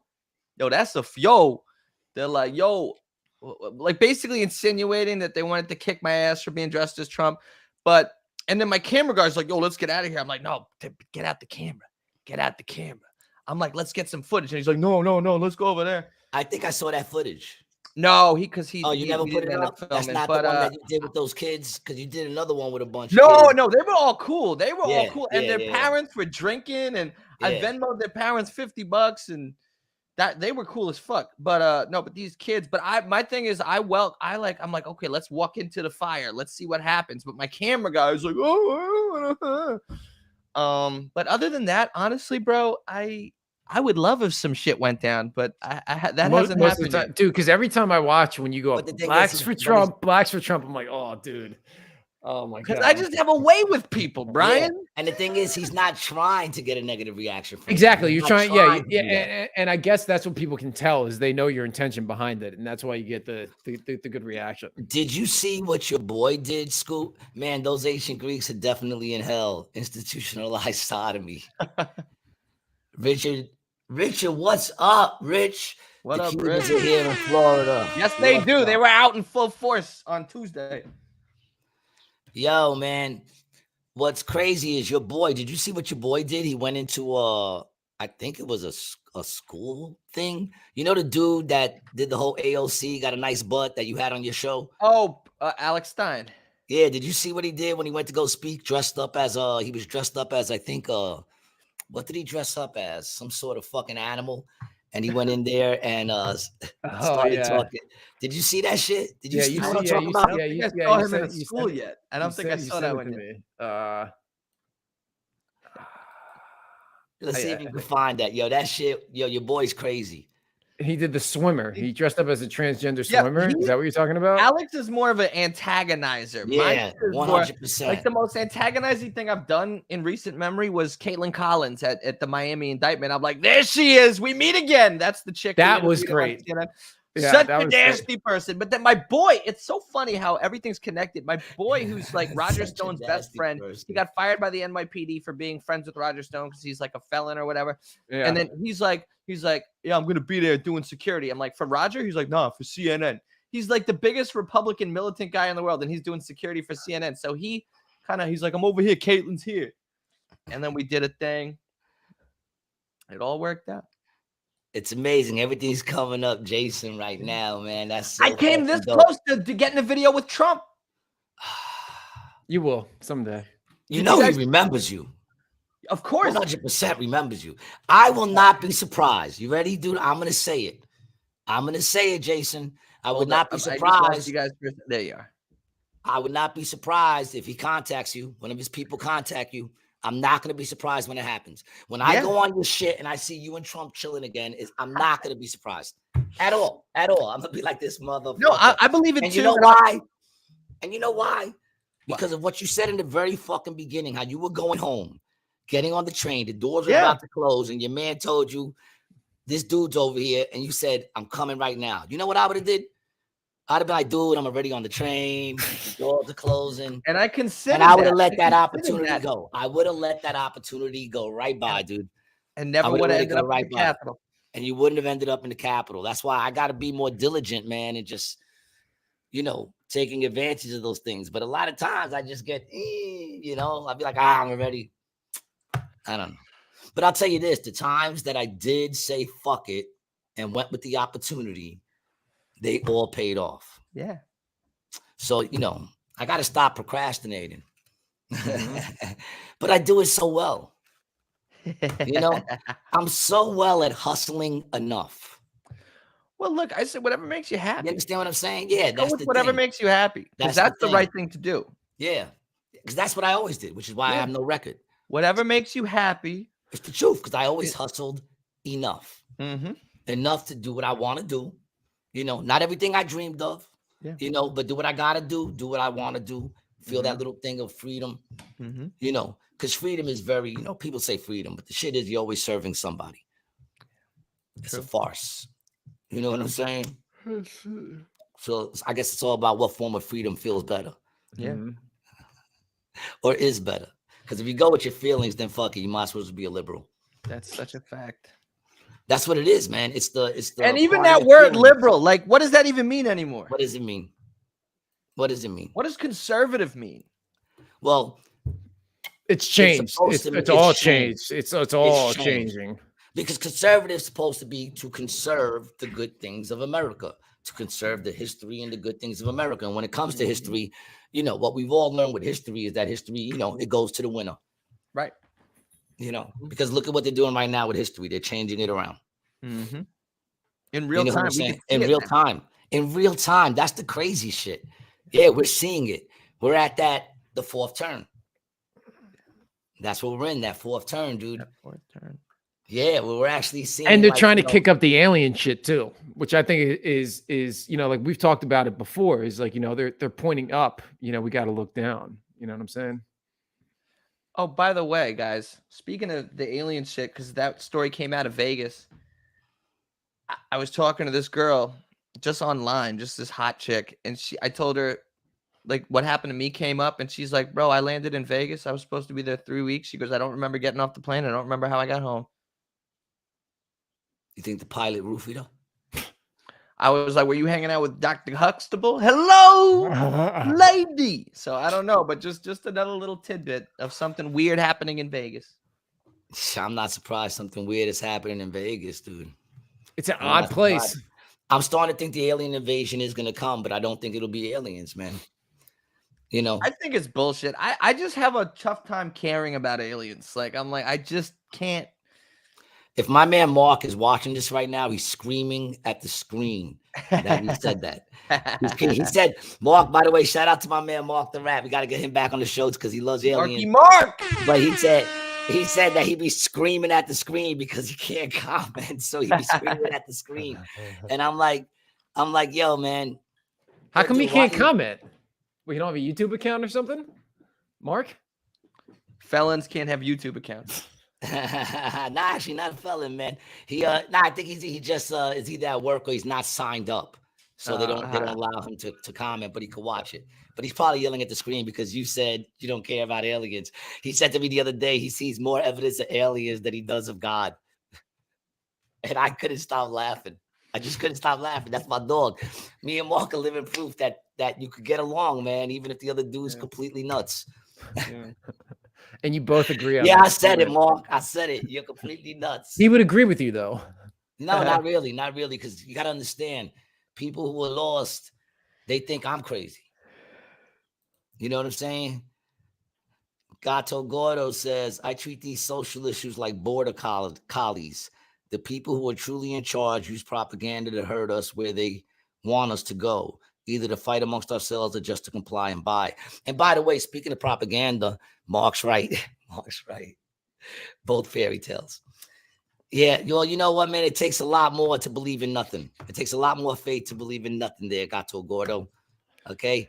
But what's crazy is what he said about propaganda. You know that Obama had passed a bill which made it legal for the United States to put propaganda on their own people, to use propaganda on their own people, which used to be illegal. We were allowed to talk about other countries and use propaganda about other countries. So Obama passed a law to make it legal to use propaganda? To make it legal to use propaganda that against fucking guy. their own citizens. It's That's so what I'm sad. saying. And I was love always black people. yes, and I was My favorite race. because I didn't pay attention. Next to the Hispanics. My favorite. My- I love black people. Why did the first black president have to suck so hard? I mean, I guess you could take because he wasn't fully black. That's why. If he was fully black, he would have been. Meanwhile, Donald Trump, on the other hand, that's the real first black president. The claim was Obama signed a law in 2012 allowing government propaganda in the U.S., making it perfectly illegal for the media to purposely lie to the American people. The AP says it's false. In 2013, Obama signed legislation that changed the U.S. Information and Educational Act of 1948, often known as the Smith-Mundt Act. The amendment made it possible for some materials created by the U.S. Agency for Global Media, the nation's foreign broadcasting agency, to be disseminated into the U.S. Okay. A post circulating on Facebook with a photo of Obama said he banned government propaganda. All right. Well, I'll look into that because none of that is really clear cut. I got to see what. No, it's not. You got to look at the wording, dog. I know. Yeah, I gotta look at the. I gotta look at the act. It actually is pretty much what they said it was. They're just being fucking semantics, dude. Semantics. Yeah. All right. It's semantics. Global media. What's the global media? MSNBC, Fox. Well, yeah. So that was the other thing too. That's an interesting thing to look up. The U.S. Agency for Global Media. What the fuck is that? Come on, man. Think of all the agencies we don't even know exist. Exactly. We know the CIA. We've heard of the FBI. You know how many agencies we don't even know exists? Yes. Once again, movies, art imitates life. So if you're seeing movies out there where they're going up to people going, you don't exist, neither does this agency. Yeah, then those agencies exist. You know what I'm saying? Yeah. And secret societies exist. How do we know, man? Go back to Kennedy. Kennedy spoke about him openly. Dog. On TV. Oh, it's funny. The U.S. AGM supervises Voice of America and the Office of Cuba Broadcasting, as well as state-funded Radio Free Europe, Radio Free Asia, Middle East Broadcasting Network, and the Open Technology Fund. And they get their money from the National Defense Authorization Act. Come on, They're man. funded by the Department of Defense budget, dog. Yeah, but you see, Brian, you're feeling this in your heart and everything. Yeah. It's like, bro, you're just gonna make yourself sick. Yes. That's where illness comes from, is stress. Stress, you make yourself sick. You can give yourself cancer. You can give yourself a common cold. When you I haven't been sick since they gave me the vid. That was the last time that I've been sick. When you don't, I haven't been sick since they injected it into my body. When you don't let things get to you, your hair stays black and pretty like it is. Your skin stays good. Everything. But when you're like, oh my God, can you believe I can't? And then your head just eventually explodes. Yeah, man. Yeah, dude, relax. Okay, we got Richard with a big one here. No, President Obama did not sign anything into law that allowed propaganda in the United States. It is true that in 2013, the Obama administration repealed the decade-old law, that Smith-Mundt Act, which had restricted the government's ability to use propaganda on American citizens. However, this repeal did not create a new law allowing propaganda, but rather it allowed the government to use some of the same tactics it has been using on foreign audiences, on domestic audiences as well. It is there more to that? No, that's it. Oh, okay. I don't know. He might be typing more now. Oh, okay. Also, but I mean, in reality, dude, what you just said, though, see, that's the thing, man. It is propaganda. Yeah, it's the same thing. You're right. He didn't create a new law, right? They don't need to. It's propaganda all day, every day. But the thing is, if you're changing it, in other words, it's semantics. It's not a new law. We just changed it. That's like when you amend the law. It's not a new law. You're amending the law. It's an old law that we're changing to fit our purposes. I'm not cheating on you. It's just a girl I'm sleeping with. Exactly, man. I'm loyal because you're the one I come home to. Right. You're the one. I didn't get a new girlfriend. I'm just seeing a different one during the day. It's semantics, man.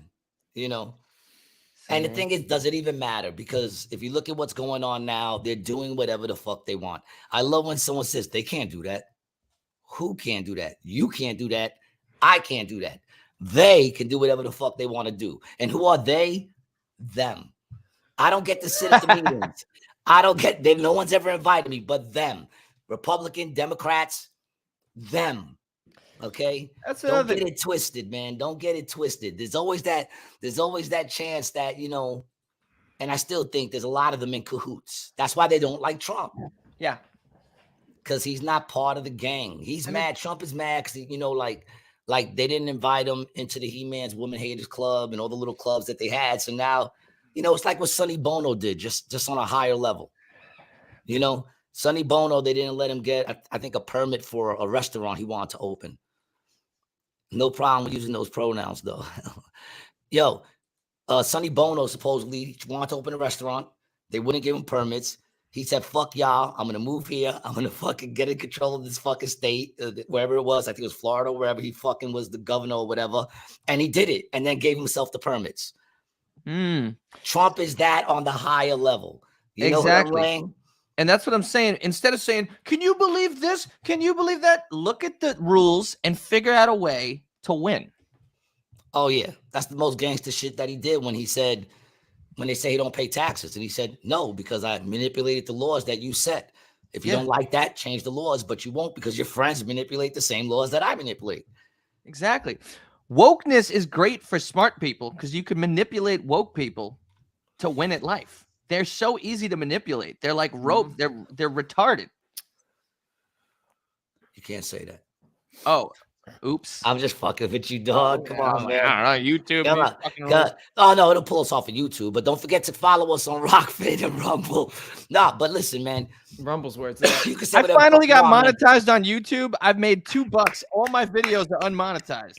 Yeah, I'm monetized, but I'm not monetized. Like, I'm monetized, but I'm not monetized. We're not monetized, nor do I think I ever will be. I don't want to be monetized. Now that I see what it takes to be monetized, we'd have to sit here and talk about like trees. Yeah, but we can't talk about how all tree. But we wouldn't be allowed to talk about how in New York there's no female trees, so all the trees are gay, which is why when you wake up, all the pollen is everywhere, all over your cars, because you can't.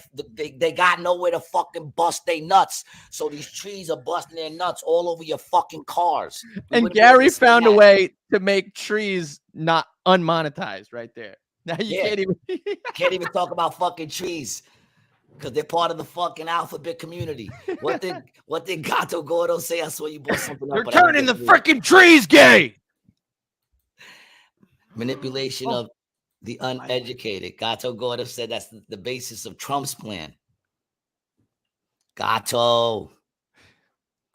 I'm not even using your real name in this episode, Gato. Only because you say some stupid shit. I'm only fucking with you, dude. Richard says, speaking of trees, is New York a medical marijuana state or recreational? Recreational, baby. They're selling it everywhere. You can get a bacon, egg, and cheese and an eighth at any bodega. That's right. Chopped cheese and a fucking half a pound.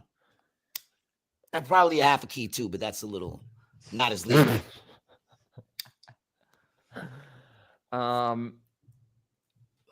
What's up with the chopped cheese? Because that's one thing that didn't, it's never made its way outside of New York City. It's a New York City exclusive, and delicious. That's what's up with the chopped cheese. I've never had one.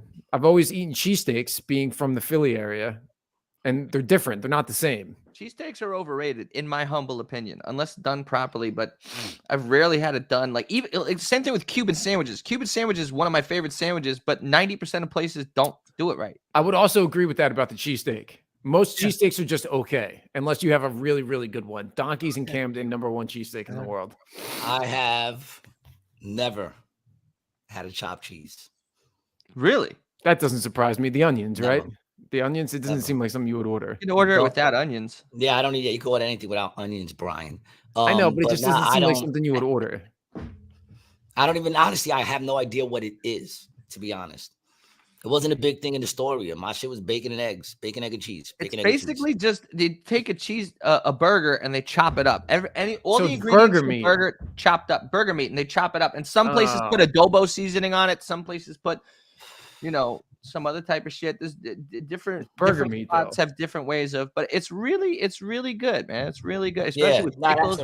Pickles are that's the secret. See, I don't like chopped up shit anyway. I want to be the one that chops it up. I want my burger whole. I want to chop it up. You know what I'm saying? It's that with everything too. Like I don't even like pulled pork. I don't like pulled chicken. Lechon? Pan con lechon? I don't know, man. It's just, I don't know. It tends to get in my teeth. I got very gappy teeth. Oh, yeah. And the pull stuff, I want to be the one who, give me my chicken on the bone. Let me be the one who bites it off. Gato Gorda says, diversity is our strength in New York City. Bricks and breakfast, LOL. We had Greek food, no chopped cheese. That's true. In the story, we were more with the Greek food. You know what I'm saying? And big up to diversity. Yeah, no one's arguing that. Yeah, no one's arguing with that, man. I listen. If people ask me what side, I'm on the side of truth. Yeah, me too. Hashtag. No matter what side of the truth I stand on. In other words, if something is wrong, it's wrong. We know it. The law is written upon our hearts. Yeah. And I know it's wrong, even if I'm doing it.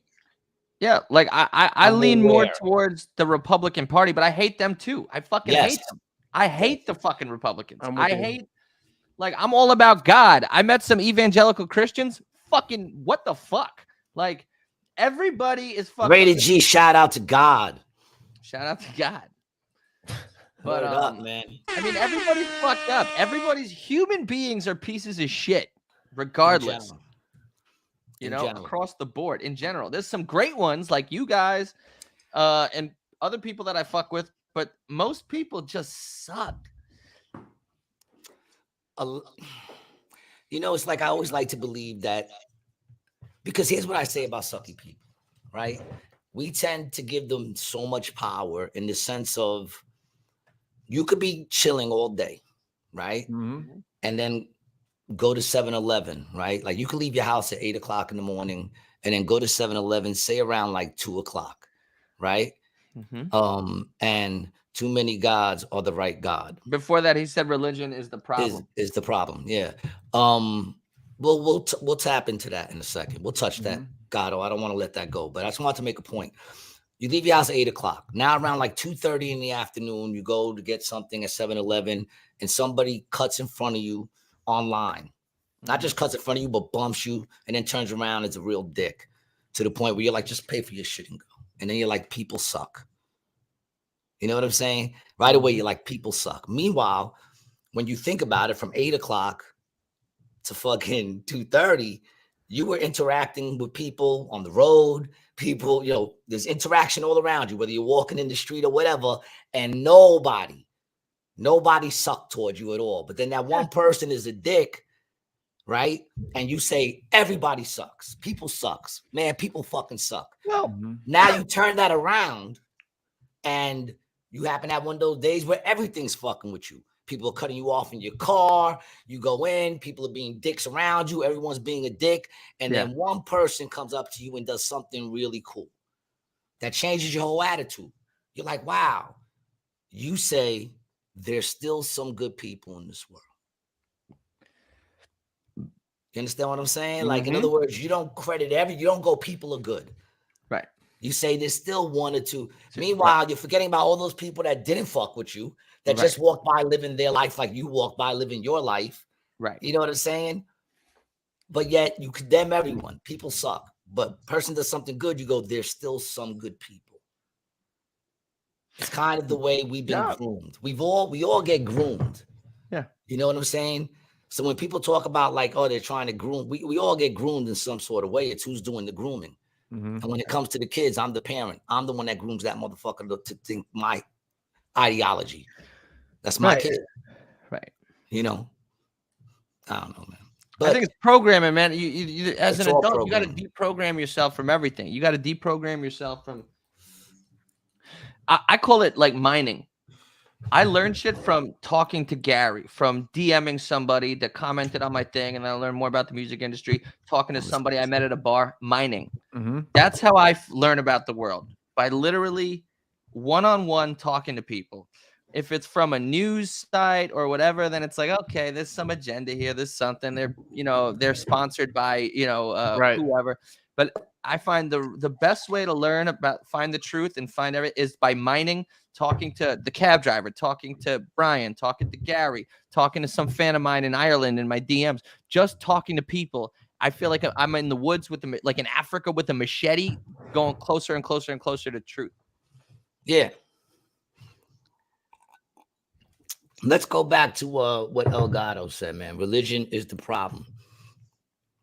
When it comes to what? Because I could agree with that on some extent. I believe religion keeps people away from God. To a large extent. I believe religion gives people, because scripture says, the devil says, I'll give you a land like your land. Meaning I'll give you a land that resembles your land a lot, but it's not your land. Do you understand what I'm saying? So I'll give you God, but I won't give you the God. So when you make the comment of, too many gods, there's only one. Yeah. You understand what I'm saying? There's only one. And the truth of the matter is that just people, and I've said this before, people are as close to God as they want to be.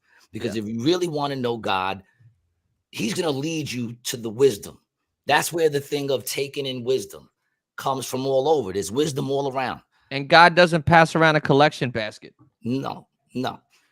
But there's wisdom all around. And God will use anything to give you wisdom, because he even spoke from the mouth of a donkey to Paul. Okay? So if he can use a jackass, he can use me to give some wisdom to somebody sometimes. Devil's using people too. Of course. They don't even know it. That's what I'm saying. Everyone serves somebody. You know what I'm saying? Everyone. We're all serving somebody, okay? Or something, or some ideology. You're serving something. Freedom is a farce when it comes to real, true freedom. No one is truly free, okay? So when it comes to like God, I tell people straight up, if you really want to know who he is, go alone in your room and cry out to God that you really want to know.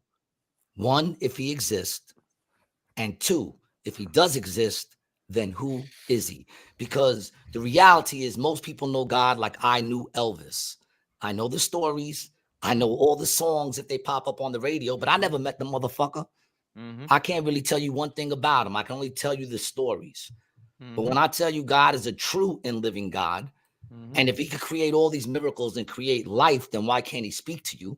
That would be absurd that he couldn't. And I say, call out to him. Because scripture says a broken spirit and a contrite heart, I will not despise. But it also says, if you say you know, then I will not show you. You know what I'm saying? God knows the heart. You can't get over. So he says, if you say you know, then why am I going to waste my time? No, you got to come like a child. And what does a child know? Nothing. That's when you start to learn about God. He'll pull you. I wasn't one of the people that were behind the Bible. I wasn't a Bible toting dude. The Bible ain't what saved me. Scripture was getting put in my head before I ever picked it up. It was just confirmation. There's a thing called confirmation. I don't have a blind faith. I have a spirit that guides me. And that spirit is in every man, but it's dead inside you unless you calling God to bring it to life. And that's how it works. It's a relationship. It's not religion. It's a relationship. Also, if I could add to that, and then once it's activated, you're immersed in it. You can't. It's everywhere. It's everywhere. Everything. It's the pill, dog. You can't go back.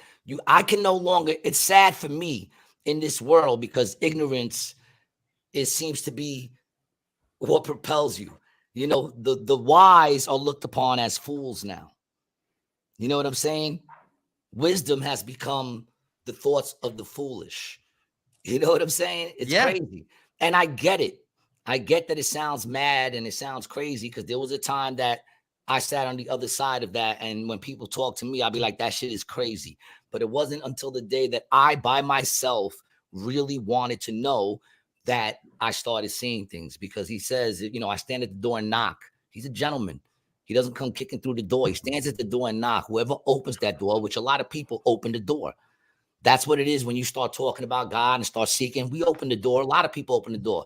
But that's not just it. He says, whoever opens the door and invites me in, I will come in and show you amazing things. You have to invite him in. He's not going to put himself into, he's not a, you know, people think, oh, God, no, it's not a demanding thing. It sounds more like spirituality than religion, less of a code of conduct and more like a path. religion, that's why I say I believe religion keeps people away from God. My God is bigger than. No, listen, the true God brings people together, and there's only one. And he look, we can hear people tell you about a person you know all day until you meet that person yourself, then you know who's lying about him, who's not lying about him. Right. You know, And contrary to popular belief, God You know doesn't want people hijacking airplanes and flying them into the Twin Towers. no, or none of that shit. God, Jesus would not be on a line marching against gays saying it's Adam and Eve, not Adam and Steve. Right. He would not be doing that. He'd be sitting with them, probably at a rave, and they'd all be bugging out. And he'd be sitting them saying, if they only knew how much I love them, they wouldn't be doing this. But then he'd tell them a parable. He'd sit down, he'd tell them a story. He wouldn't even condemn nobody. He would just tell them. What was it? What would the story be? What would what story would Jesus be telling the gays at a rave? That's the story that I want to know. No, you got to probably. I have no idea, but he would probably say it would like there was a fox. There was a fox that thought it was a rabbit. You know what I'm saying? There was a fox that had a giant penis. Yeah. Like he would just say a parable where it would hit their hearts. The people who are there to receive it would receive it. And it's the love that changes people. You understand what I'm saying? You come as you are. And if you've been living a certain way for so long, you're not just going to change overnight. It's a walk. You know what I'm saying? But it's a much different walk when God is the one leading that path than when you're doing it on your own. And you could do it on your own.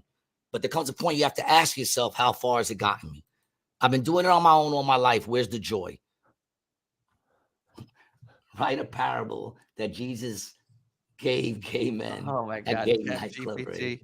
All right. You call it Chat GPT. Unbelievable.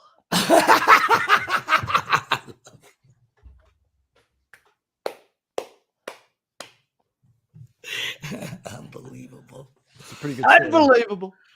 Chat GPT. Facts. Did you guys, I mean, when we're on this, did you see that there's a Chat GPT sermon given in Germany?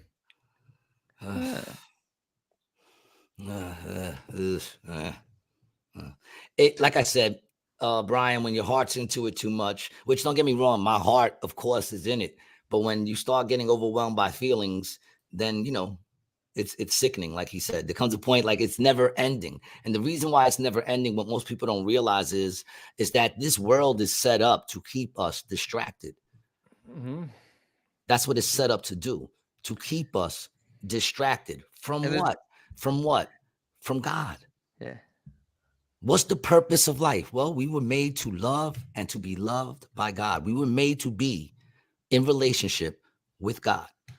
That's why we were made. That's why he created us, for fellowship. But God is holy and we are not. So there has to be some sort of bridge that allows us to connect. That bridge is Jesus. Anything taken to the extreme leads to problems. But can you love too much? I ask you, Gato, could I love you too much? Is there anything that Gato Gordo could do that would make me not love him? You know, I'm sure the things you can do that would make me Dislike? No, but here's the thing. It might make me feel bad or might make me upset. But the actual truth is I expect nothing from man. You know what I'm saying? And when you expect nothing, then nothing surprises you.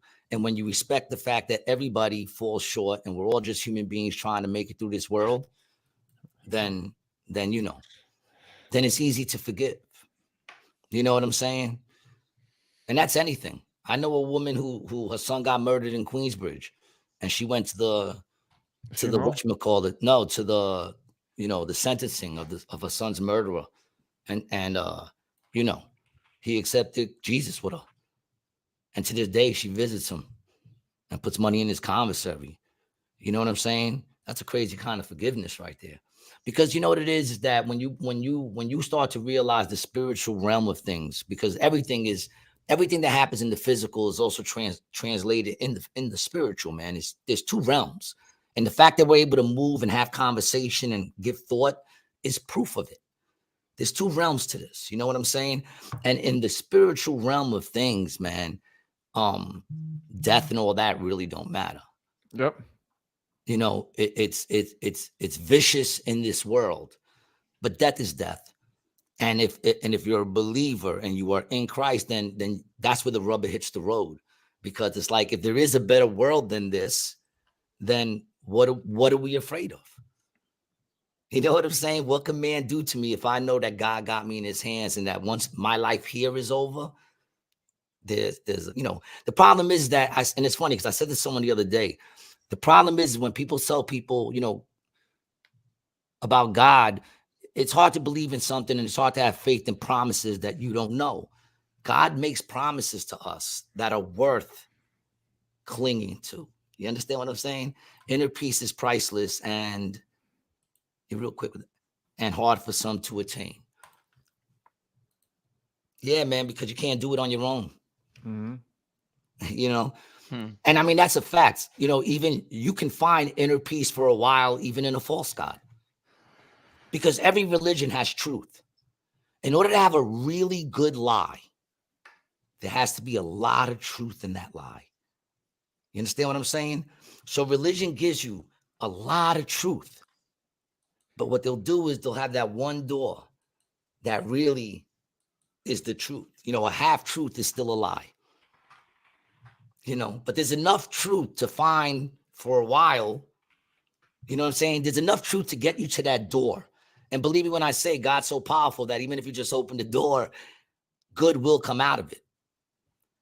Everybody wants heaven, but nobody wants to die. That's why I had to use my Mac 11 in Bed-Stuy. You want to be a crook, take a good look. See your wife going hooked, and your son's going to get took. Your son going to grow up calling another nigga dad, fucking up in school, getting another nigga mad. All the joys of pain your bad ass should have had. Big up to my man Can Do, one of the illest freestylers I've ever known in my life. That was one of his lines. Everybody want heaven, but nobody want to die. That's my dog, man. I know so many talented people that never made it, and that's a shame. You know what I'm saying? Some of the greatest to ever do it. Some of the greatest to ever do it, and because of the way it's set up, they just never made it. And that goes for everything. Sports. You know what I'm saying? Because the brother couldn't play the game the way and I don't mean the game of the sport. I mean the things it takes to get there, to be the one that gets there. And part of the deal, Donald Trump says, he goes, some people are the best at this, some people do this. He goes, I do deals. That's what I do. He goes, I have an innate gift for it. He goes, some of the best painters out there, they're just sitting in a living room watching Jerry Springer in Montana, and they never pick up a paintbrush, and they never do this. And he also goes into something, he goes, most people are afraid of success. Success is scary. It opens up doors. It makes you a target. And it's like, that shit just resonated with me so much. It's the truth. Nothing gets me more pissed than a motherfucker who could paint beautiful pictures with his feet. I see that shit and I be like, this motherfucker. You know what I'm saying? Like, he's sitting there, got no arms. He's a torso with one leg. And he's sitting there with his foot. I can't even get my foot that. And he just got a paintbrush between his toes. Right? But then they're autistic. So and he's painting these beautiful things. And I sit there and go, man, I got 2 legs, 2 arms. And look at this motherfucker right here. Then I'll say things in my head. Well, would he be that good of a painter if he had both his arms? Just because he could paint with his feet, that doesn't mean he could paint with his hands. And even if he could paint with his feet, if he had both his arms, would he ever stumble across that? Would he have ever said, let me try with my feet, and then realized, oh shit, I could paint with my feet. I just suck with my hands?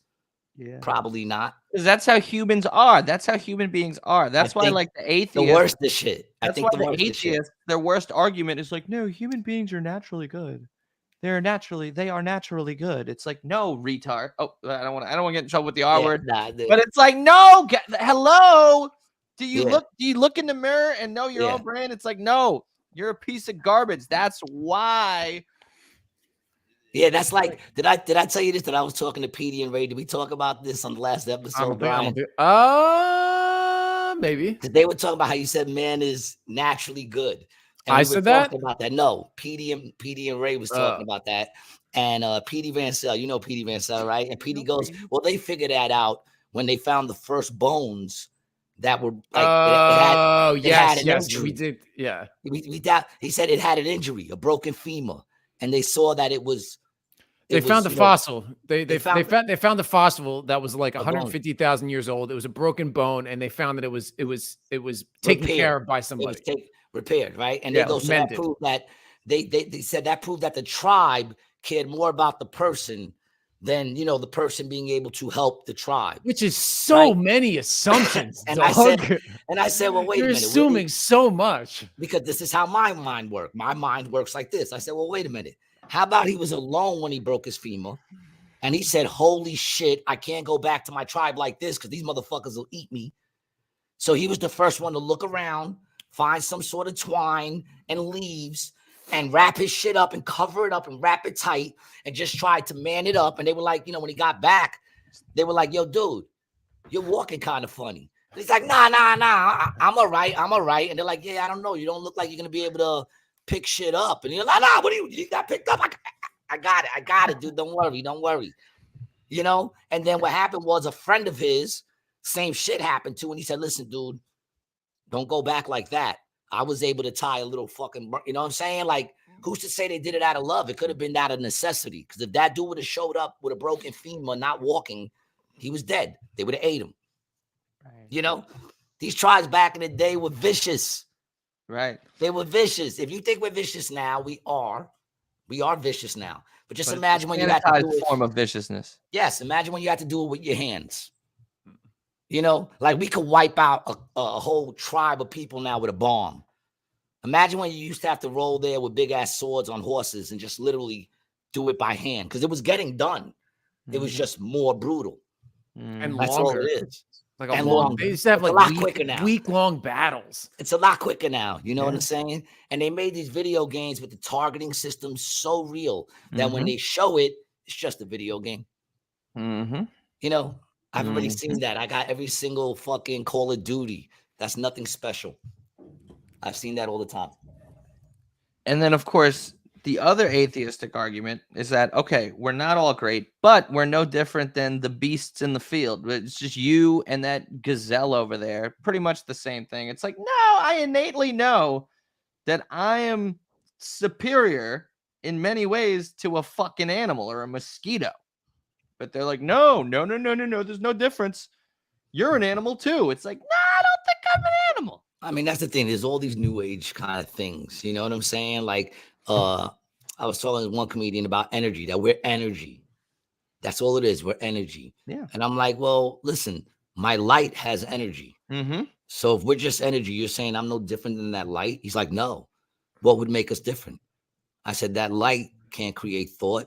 It can't communicate. It can't love. It can't hate. It has, what are you talking about? There's nothing to that. The spirit is different than the energy. See, we can make some sort of, you know, I can meet you halfway. Yes, there is an energy in all life. There is energy and spirit in life too. But energy and spirit are two different things. You know, and if you're gonna say spirit, then spirit of who? Spirit of what? Well, it's like the dog. The dog's got a soul. He's got a personality. You know? He knows he's alive. You know? A building, a room could have a spirit and an energy. When I was in that house chamber at the Capitol, it took me a whole week to like feel normal again. Yeah. You've been in there. Yeah. It's so powerful. I used to tell people when I'd give tours there, you know how there's the big flag in the back? I used to tell people that was the original flag that was on the moon, and that they actually brought it back. They switched them out and then put it up there. That's what I told people on the tour. I used to make shit up all the time when I was a tour guide. Oh my God, I would make shit up. I fucking crushed it as a tour guide. I was good. Yeah, I was great. Yeah, they loved me. I'd be like, you guys know Oprah? Yeah, we know Oprah. Oprah lives right there.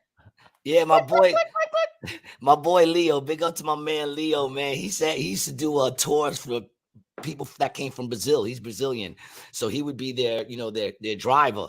You know, and gingers have no soul. You might be right on that.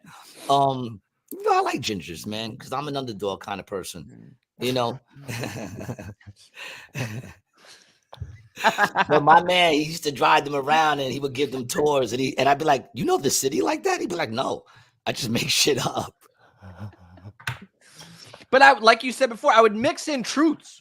Yes. There'd be some truths. I'd be like, good Cuban spot right there. That's the spot. If you're looking for this, go there. That bar is fun. I got thrown out of there one time.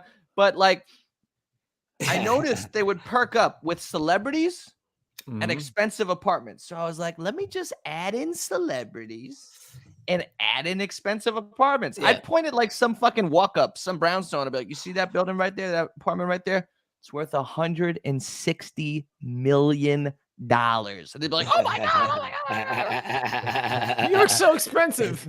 You see that apartment in the corner? It's worth $2 billion. $1 billion. That's great, dude. That's so. And it'd be the same route every day. So I'd have the same lie. I mean, that became fake Oprah's place. That became fake J-Lo's place. Michael Jordan. Michael Jordan. Oh yeah, because you kept it the same all the time. Yeah. That if that's his house once, that's his house all the time. In case they run into each other in the street. Exactly. You know, and they were like, yeah, you know, that's Michael. That's not Michael Jordan's. That's Oprah's. Well, no, I went on the thing with this dude, Jason. And then you get busted. But if you have the same information to everybody, exactly. Once the misinformation is spread enough, it becomes true. Yeah. Yes. Yes. I We're miss seeing those that days. in politics and everything, especially on one particular side. It's fucking he colluded with Russia. Did he? It's harder now. It's fucking harder now because even with that, like you could be like, and this is where Michael Jordan lives, and you get one person that goes, let me see if this shit is real. And then he goes, where does Michael Jordan live? And it's Google. See, the days of just being confident are over. I miss those days when you could just be confident in what you said. Yeah. And then it would spread, and then that became the truth of your neighborhood. Yep. You know, until like somebody from the neighborhood left the neighborhood and met someone else and said, dude, that's not true. Right. You can't blow smoke into a dog's ear and get it high. Yes, Brian. you can. Yes, Brian grew up. It was a cat. It was a cat, not a dog. It was a cat. Brian grew up thinking that if you blow weed smoke into a cat's ear, that's how you get it high.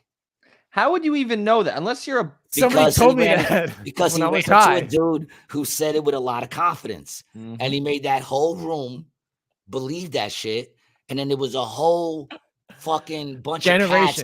Whole generation of cats that had got a bunch of ear infections. And they didn't even know why. Like the doctors didn't know because they refused to tell the doctor I was blowing smoke into my cat's ear. And it's funny. Actually, when I was told that story, it was before the days you had Google on your exactly. Your cell phone. It would have to be. It would have to be. And he didn't learn that wasn't true until he ran into me. On this podcast. About on this podcast. 6 to 8 months ago. Amazing. Yo, so what do you got going on now, man? You said you're shooting some stuff tomorrow. Can you talk about it, or you don't like to? You say you're shooting a video tomorrow. What's that about? Yeah. Oh, so well, I don't know. Basically, I was supposed to shoot an entire music video tomorrow, but now the camera guy is like, we could make it better. I kind of just wanted to get it out and just have girls twerking, but he's like, no, it's a great song. We should do a great video, which I do agree with. So, but now it's like just stress. Now I feel stressed. It's like different locations, different, what? Yeah. So yeah, I'm shooting a music video tomorrow. I'm at the Double L Tavern tonight in Hicksville. If any viewers are in Long Island, come through. It's the bar where Billy Joel started. And if anybody is in the Las Vegas area, this is when I heard this. There's one person in America, guys, that I said if I had the choice between to meet him or Trump again, I'd choose this man. You want to take a guess at who it is? I'm on a show August 26th with this person. Roseanne Barr is also on the show, which is also exciting. But this person, take a guess. I said if it was between Trump and him, I would drop kick Trump to get to this guy. He's a comedian? He's not a comedian. He's not a comedian. Oh man, he's an entertainer. Idea. He's legendary. He's everybody knows this name. You're living under a rock if you haven't heard this guy's name. And it's the one person in America that you can get a video with Trump or you can get a video with this guy. I'm going with this guy. Oh my God. August 26th. Who do you got, Brian? Who do you think? Who Michael Jordan. Michael Jordan. I'm gonna say the dude from Family Feud. What's his name? Steve Harvey? No, not Steve Harvey. Not Steve Harvey. I'll give you a hint. Think Austin, Texas. Rogan? It's not Joe Rogan's Rogan. A comedian. Austin, Texas. Austin, Texas. Kid Rock. This person just got a world record lawsuit. Oh, what's his name? The dude that screams all the time. Alex Jones, baby. Alex Jones.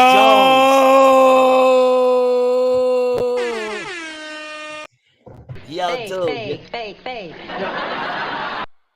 dude, that's amazing. With Roseanne.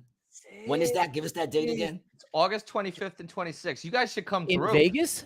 Yeah.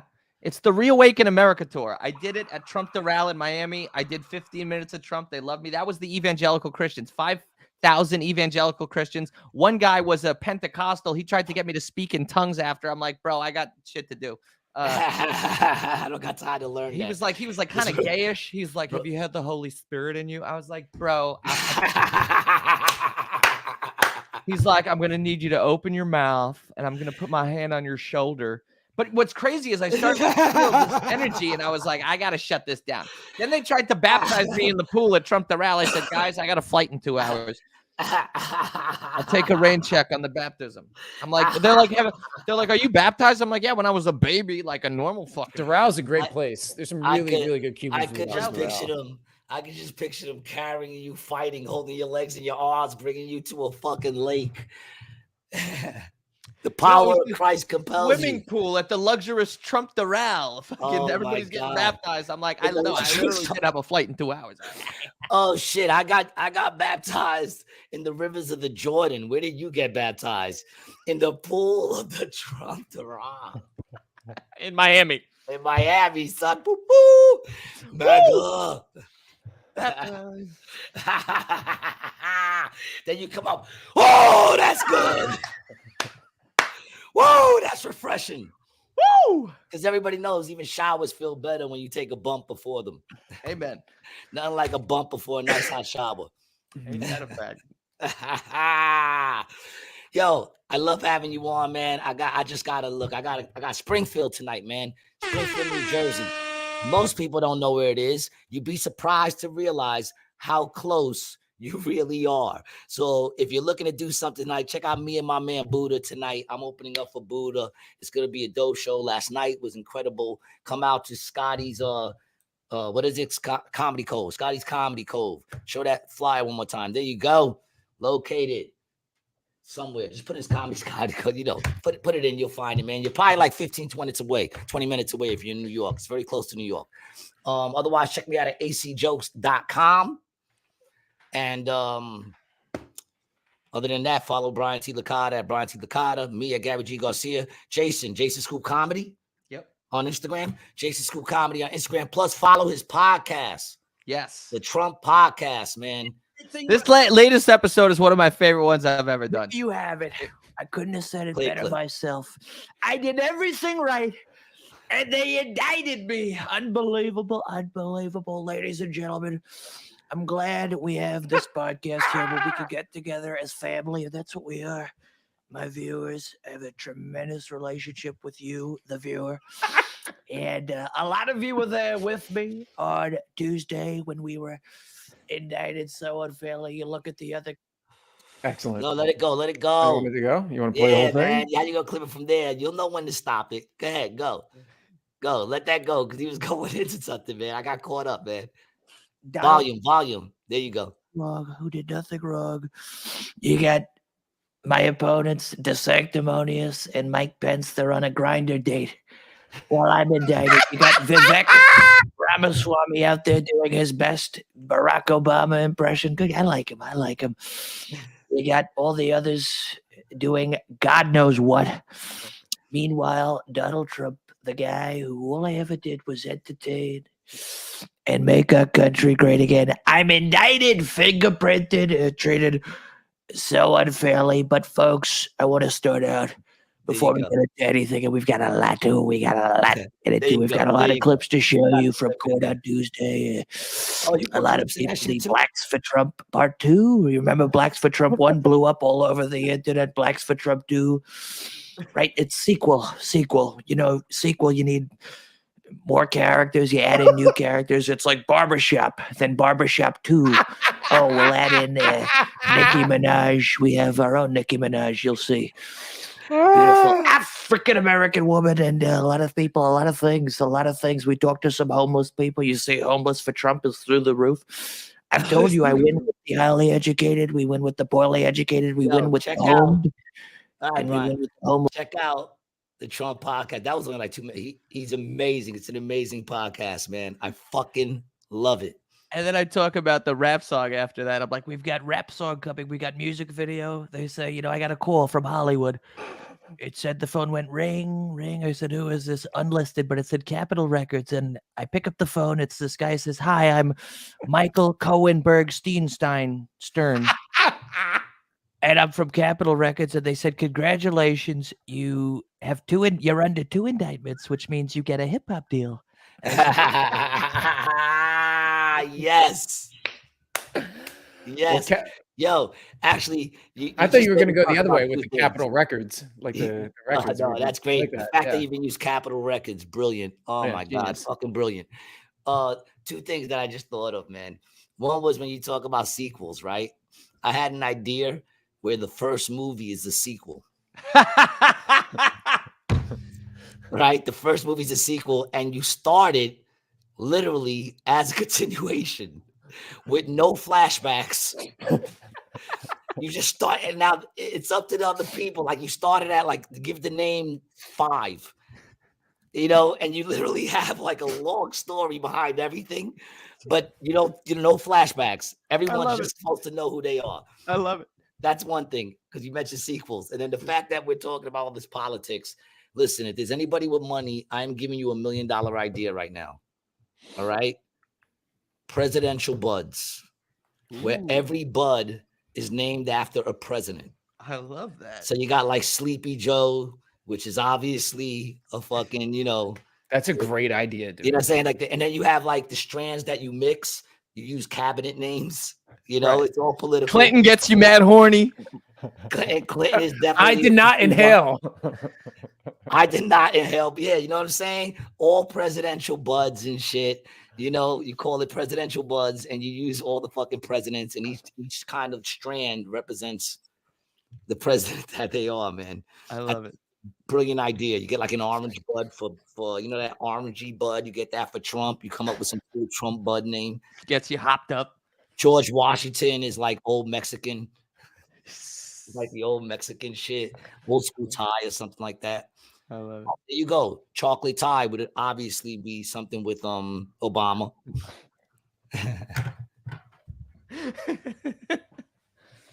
I think it's $1 million idea, man.